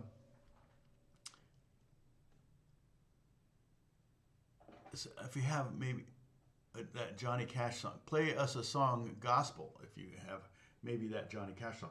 I don't know what Johnny Cash song. I wish I knew. Yeah, I don't play copyright songs generally. Yeah, I can't. I wish I could. Because what happens is, shut this. Wait, not that. This. Boop, boop, boop. Okay, here we go. And you know the thing is that, yeah. So what happens if I play a song? I mean, I can kind of play some songs. You know, if like I was playing, baby, you know, baby, I'm a woman. But that one, who knows? I mean, that sounds right there.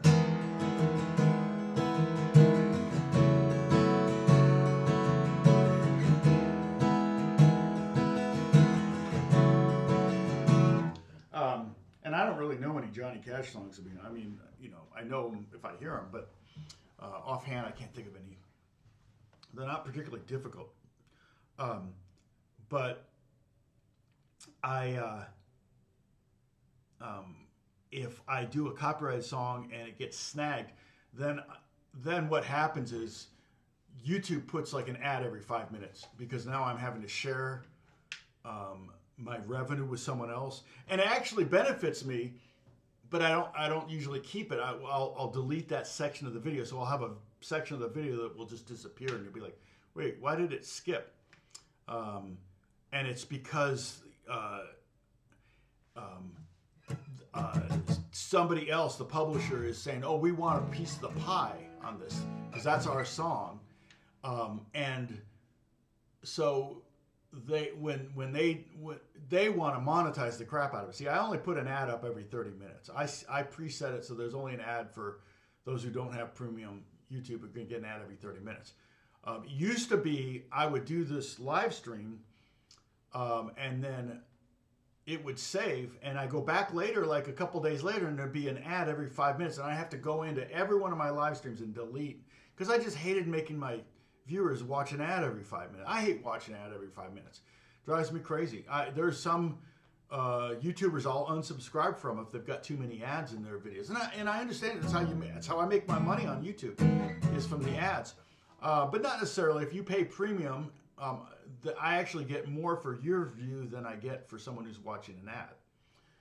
So premium is actually better payment than ads.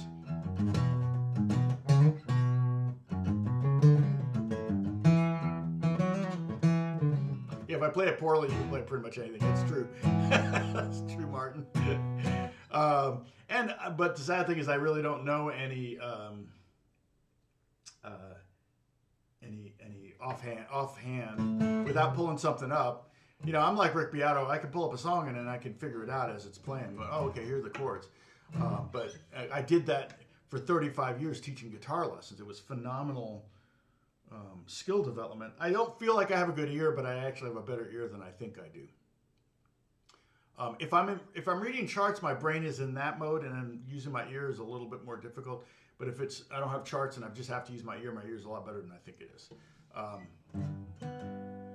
Yeah, but sometimes, like Dennis, if it's like I did, well, I hate to play it now. So was it? What was it?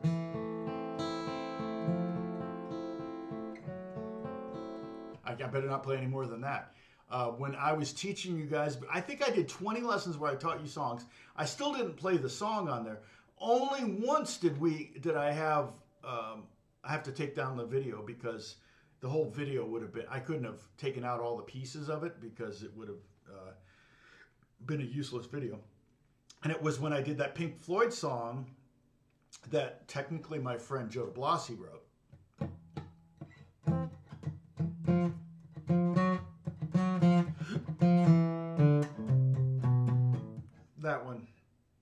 So I can play it like that.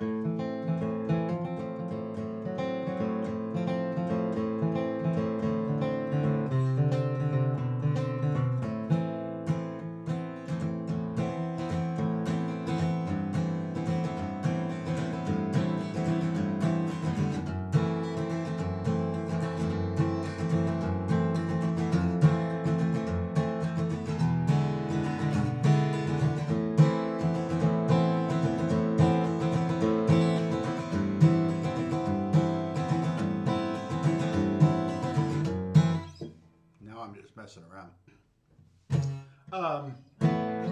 You can also mess around with just taking a power chord, like on the 4th string.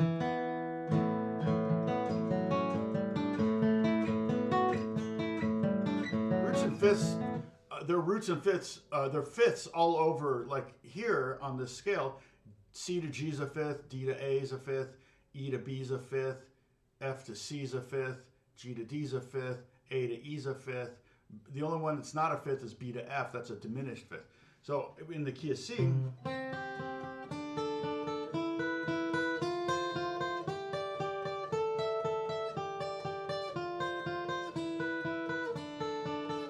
I'm just playing the C scale here, and I'm harmonizing a 5th above. Oopsie. And that's where it doesn't work, right there. You gotta do diminished. But my point being, if I wanted to,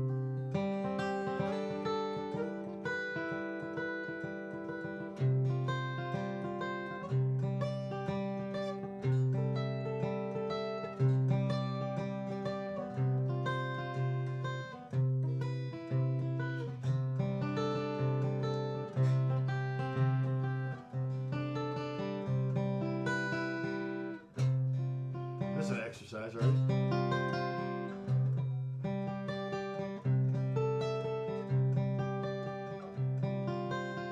Good warm up.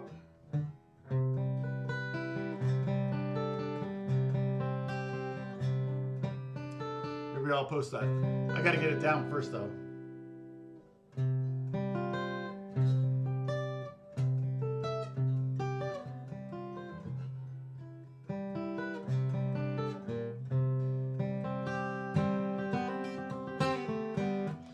Yeah, and I really feel like the copyright. It's one thing if I'm actually playing someone's song, or if I'm uploading an MP3 and of a Beatles song and claiming it as my own. That's obviously ridiculous. Yeah, exactly. A short example, so when I did the Pink Floyd Jam thing, I couldn't do it with my solo. Remember when we did that jam and I did the solo. And I recorded the solo live with you all sitting there, and I was hoping to be able to post it, and it wouldn't let me.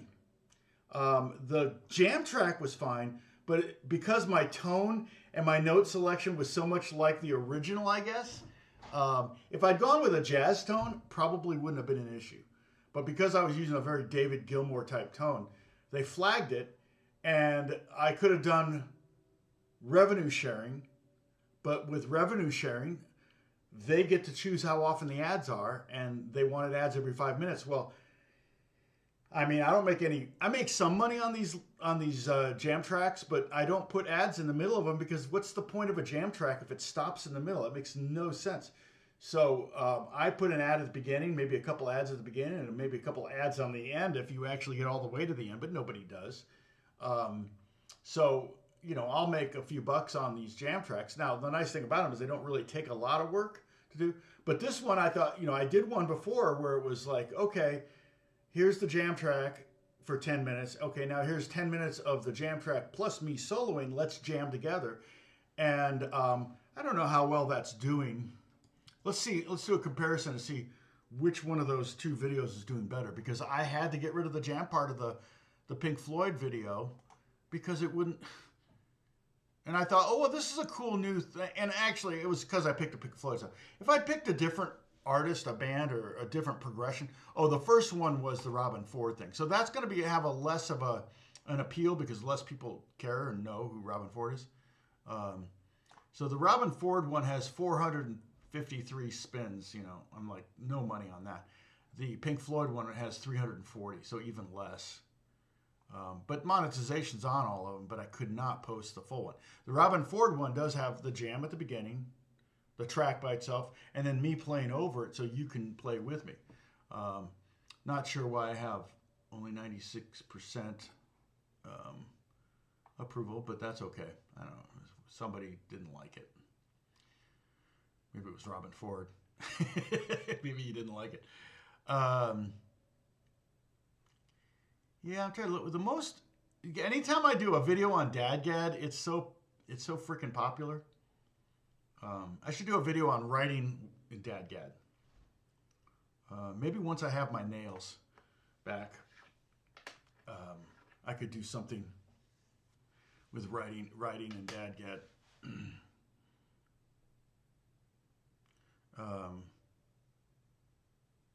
Yeah. So anyway, it's been a couple hours. I should probably get going. Pretty good turnout though. I'm pretty impressed. 30. We got up to 32, almost a record. So,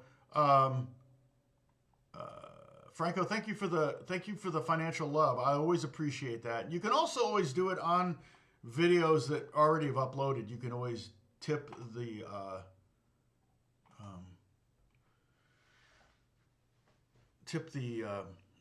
YouTuber. Still taxable. Oh, now we're going up again. 27. Hilarious. Now I start to sign out and everybody starts showing up. Dang nabbit. Almost 2 hours. Yep, almost 2 hours. Not quite there.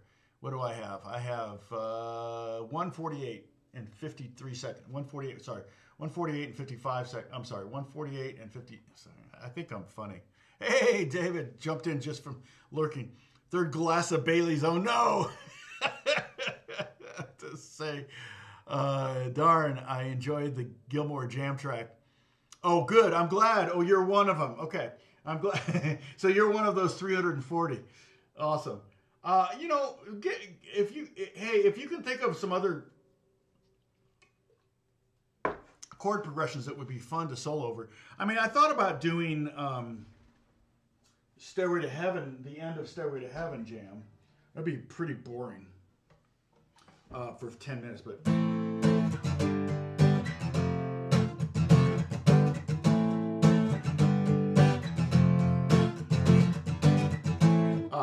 But it's cool because everybody kind of plays A minor over that, but Jimmy Page doesn't.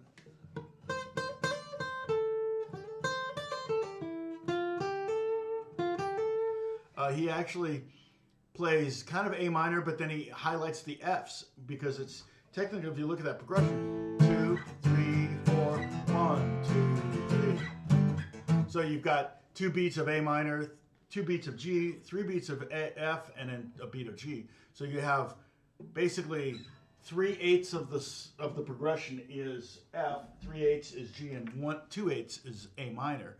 And yet people tend to play in the key of A minor over that. Yeah, I can't play that. Yeah. Why can't I play? Just because they don't want to hear it. They'll kick you out. Yeah, so I don't know if that's one anybody wants to practice jamming over. It's not like you're going to, you know. The Floyd track was a really good. That was the B minor jam, right? It's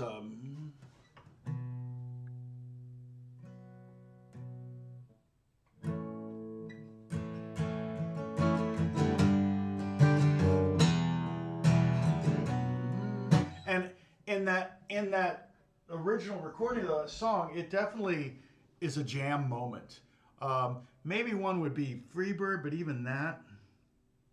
I don't think anybody wants to practice jamming over Freebird. I could do a medley of songs that nobody wants to jam over. That would probably get 1 million views.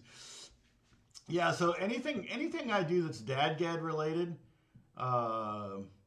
tends to do well.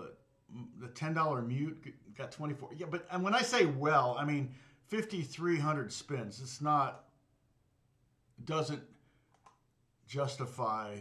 Okay, now the interesting thing is that it's starting to climb. So Right now, in the last 48 hours, I have 101 views of that. I've made $31 on that. So if it keeps, for one thing, if it keeps climbing, that's good. Also, if it just stays at this level for a long time, it can, you know, I feel like, well, it just depends on how much time I spend on a video. I forget, I don't even remember doing this video.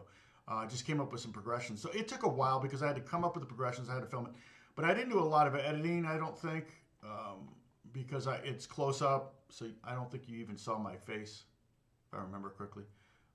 If I go back now, the video I did with Jeff Hooker, I took him to lunch the other day on the revenue from that one, and that's the acoustic mic shootout. It seems like now it's kind of leveling off. Yeah, it's 33 views in the last 48 hours. I made $27 on it, so got to $24, and I took him to lunch.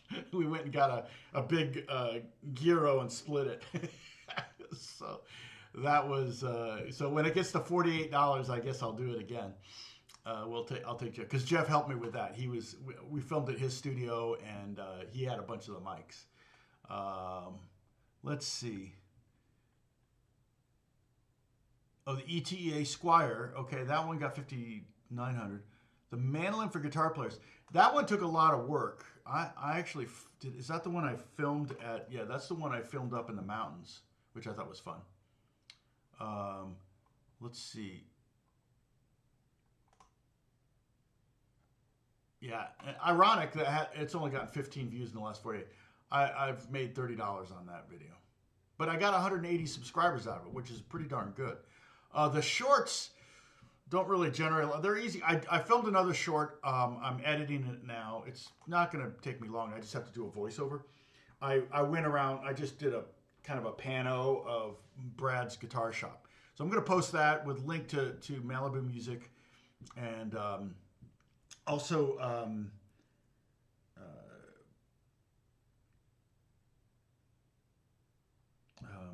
we have what'd you miss? Oh man, I told the story, the most amazing story. You're gonna have to rewind. No, I didn't tell you most amazing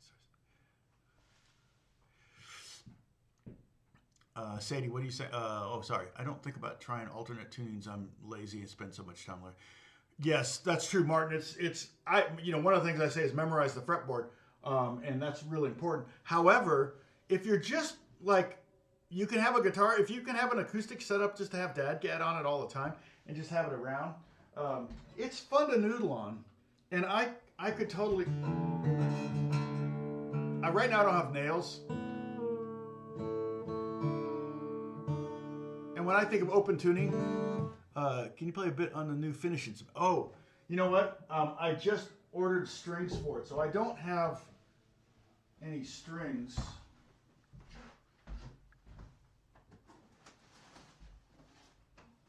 So it's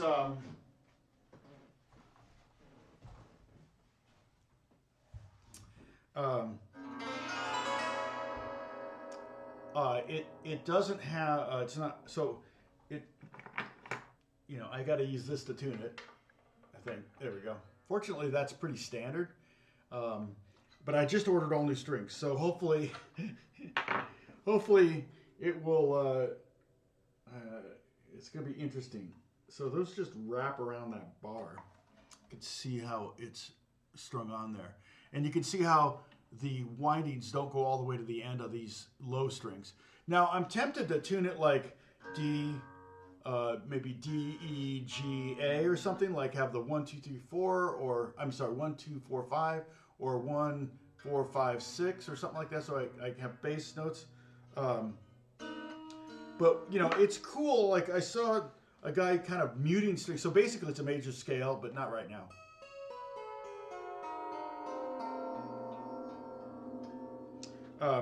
But you could,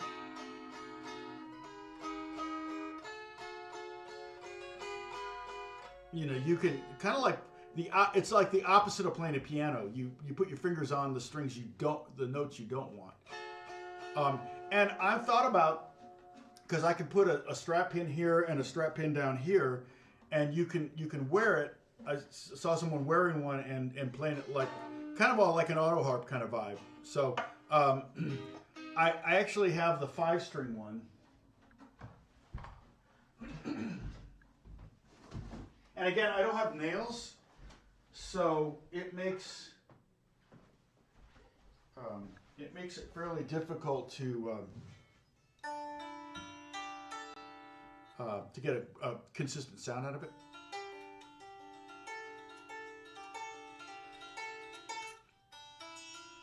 Right now with it. So I basically got a D minor. So I could do, like if I wanted D minor,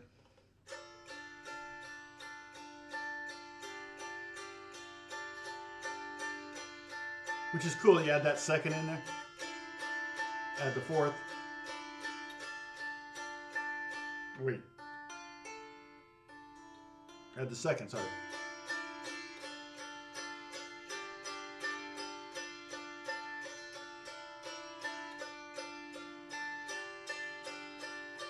And so I got a D minor chord in this case. So let's see, what else could I have? I could have, if I wanted, it's just D sus. I should have, this should be a D, F sharp.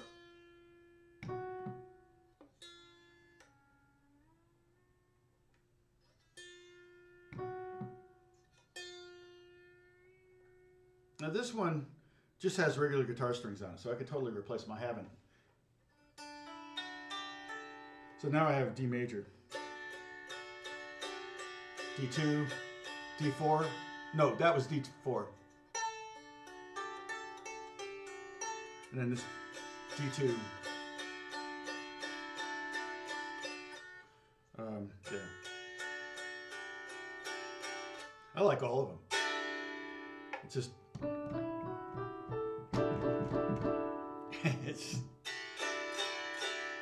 I like bowing it too, and I can hammer it. Maybe hammer it with something harder.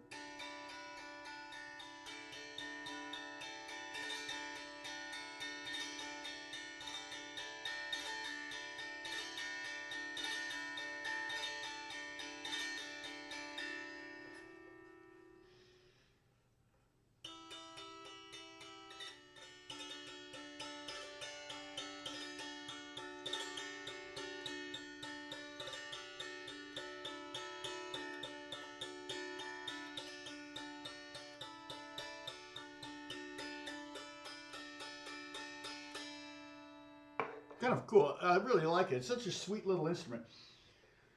And now to have a 15-string one is kind of cool. So they make 10-string ones. So it's 5, 10, and 15. So I mean, now I'm probably on a hunt for a 10-string. So we'll see. I mean, I don't know. I've trying to decide how much I gotta, get some gear maybe before the end of the year. My kids are no longer my little tax write-offs. They're all grown. So I have to have other text right.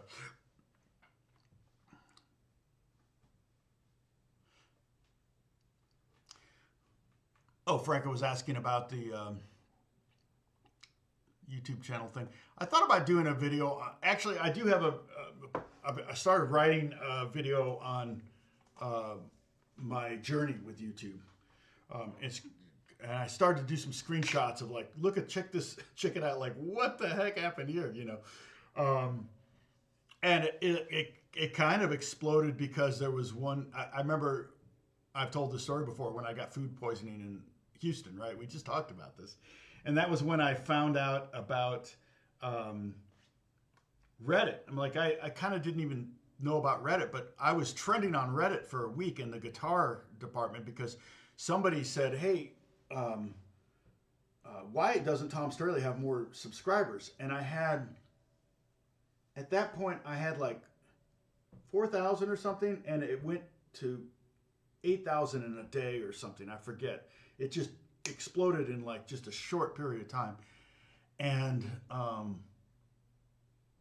in fact, I should do screen grabs of that, and then I could use that in the video too. But yeah, it was really crazy. Okay, I got a bunch of texts. Let me see what we got going on here. Sorry.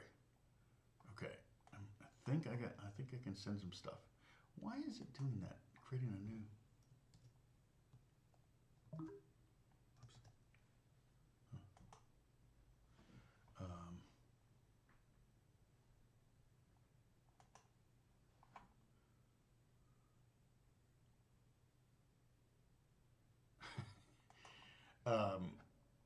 All right. So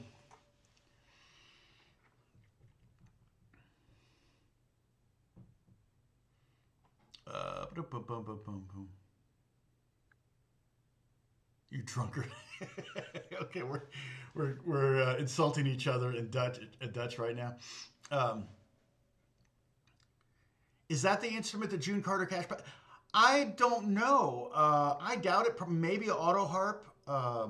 That would have been a very common instrument because the auto has the buttons, and so the buttons do the muting. That's how an auto harp works. The Cantele is probably Cantele, Kantele, Cantele. I think I called it Cantale on the video, but it's probably the father of the auto harp. And it's very the funny thing is I got that one like eBay. I bid on it, and it came from Minnesota, so it totally makes sense because there's a lot of Scandinavians in Minnesota and Michigan, Wisconsin, so that kind of makes sense. If I see a 10-string one, I might have to pick it up, but I don't know. It's kind of fun, and it's a pretty instrument. It's a well-made instrument. Seems like it's I see them. I got a good deal on it. I see them for sale anywhere from $400 to $500 to $1,000, and this one seems like a pretty decent one. I didn't pay anywhere near that for it. The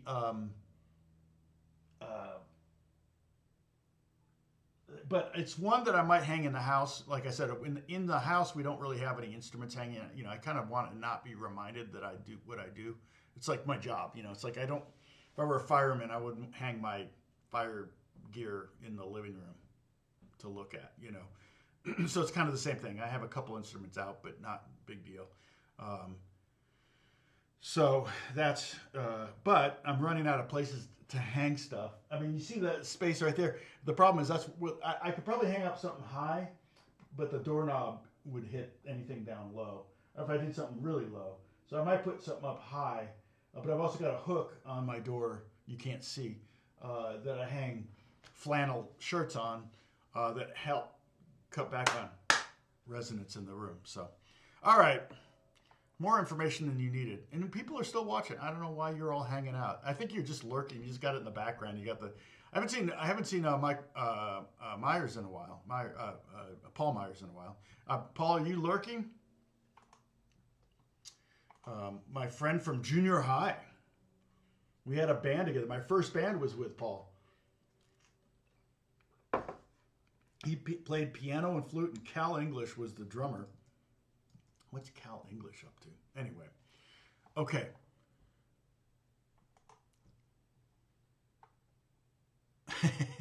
Okay.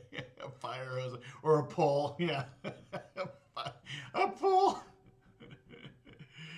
Yeah, I could put. Yeah, actually, there was a really cool house in Pasadena. I wonder if it's ever been on the market. Let me see if I can find it because I know exactly where it is. Let's see. Look up Zillow. Pasadena. It was an old firehouse that they turned into a fire, station that they turned into a house.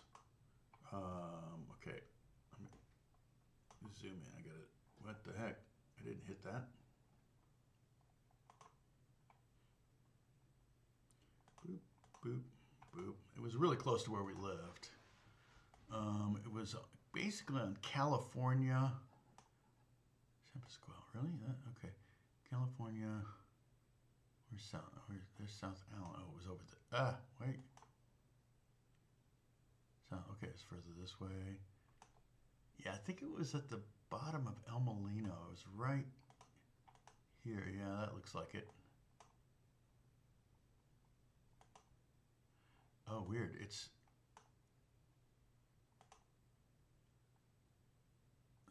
off market. Okay, maybe that's not it. Is this it? That doesn't look right. Huh. No. I'm pretty sure it was the last house on the block. Oh, maybe it was over here. Oh, this is it. Is that it? It's off market. God, I can't remember. And they may have refacaded it, but it was a old fire station, so it had a really cool, garage area. It was beautiful. Old. It was like built probably in 1910, 1920, and it had 2 floors, and it had a fire pole in it. And so in hardwood, beautiful hardwood floors, and it totally had a fire pole in it. I'll see if I can find it, but yeah, it's some. There's probably an article about it, or more than one. So, and that's a really common thing to do. I like it when they turn old churches into houses and stuff. That's really cool. I can't imagine heating it and cooling it, but you can buy old churches, and you can, if it's zoned for residential, you can live in it. A lot of space. And David, I'm regretting that we didn't take a train into Glasgow for the day. I just didn't do it. We were in Edinburgh. We were enjoying Edinburgh, and we trained out the other way to Tantallon Castle or something like that. And of course, when we got there, it was closed. Got a lot of steps that day. I think if you go to my Instagram, you can see the video of some of the video of Beth and I walking back from that. I think we got 25,000 steps that day. It's crazy. So anyway. Okay, I gotta go. Let me see if I'll do some research and maybe do a video on doing videos. Okay? All right. God bless you all. Thank you for watching. We'll see you soon. I'll see you next Monday. We might keep talking on this. We got more open chords we can move around and see what they do. All right? Talk to you soon. Bye-bye.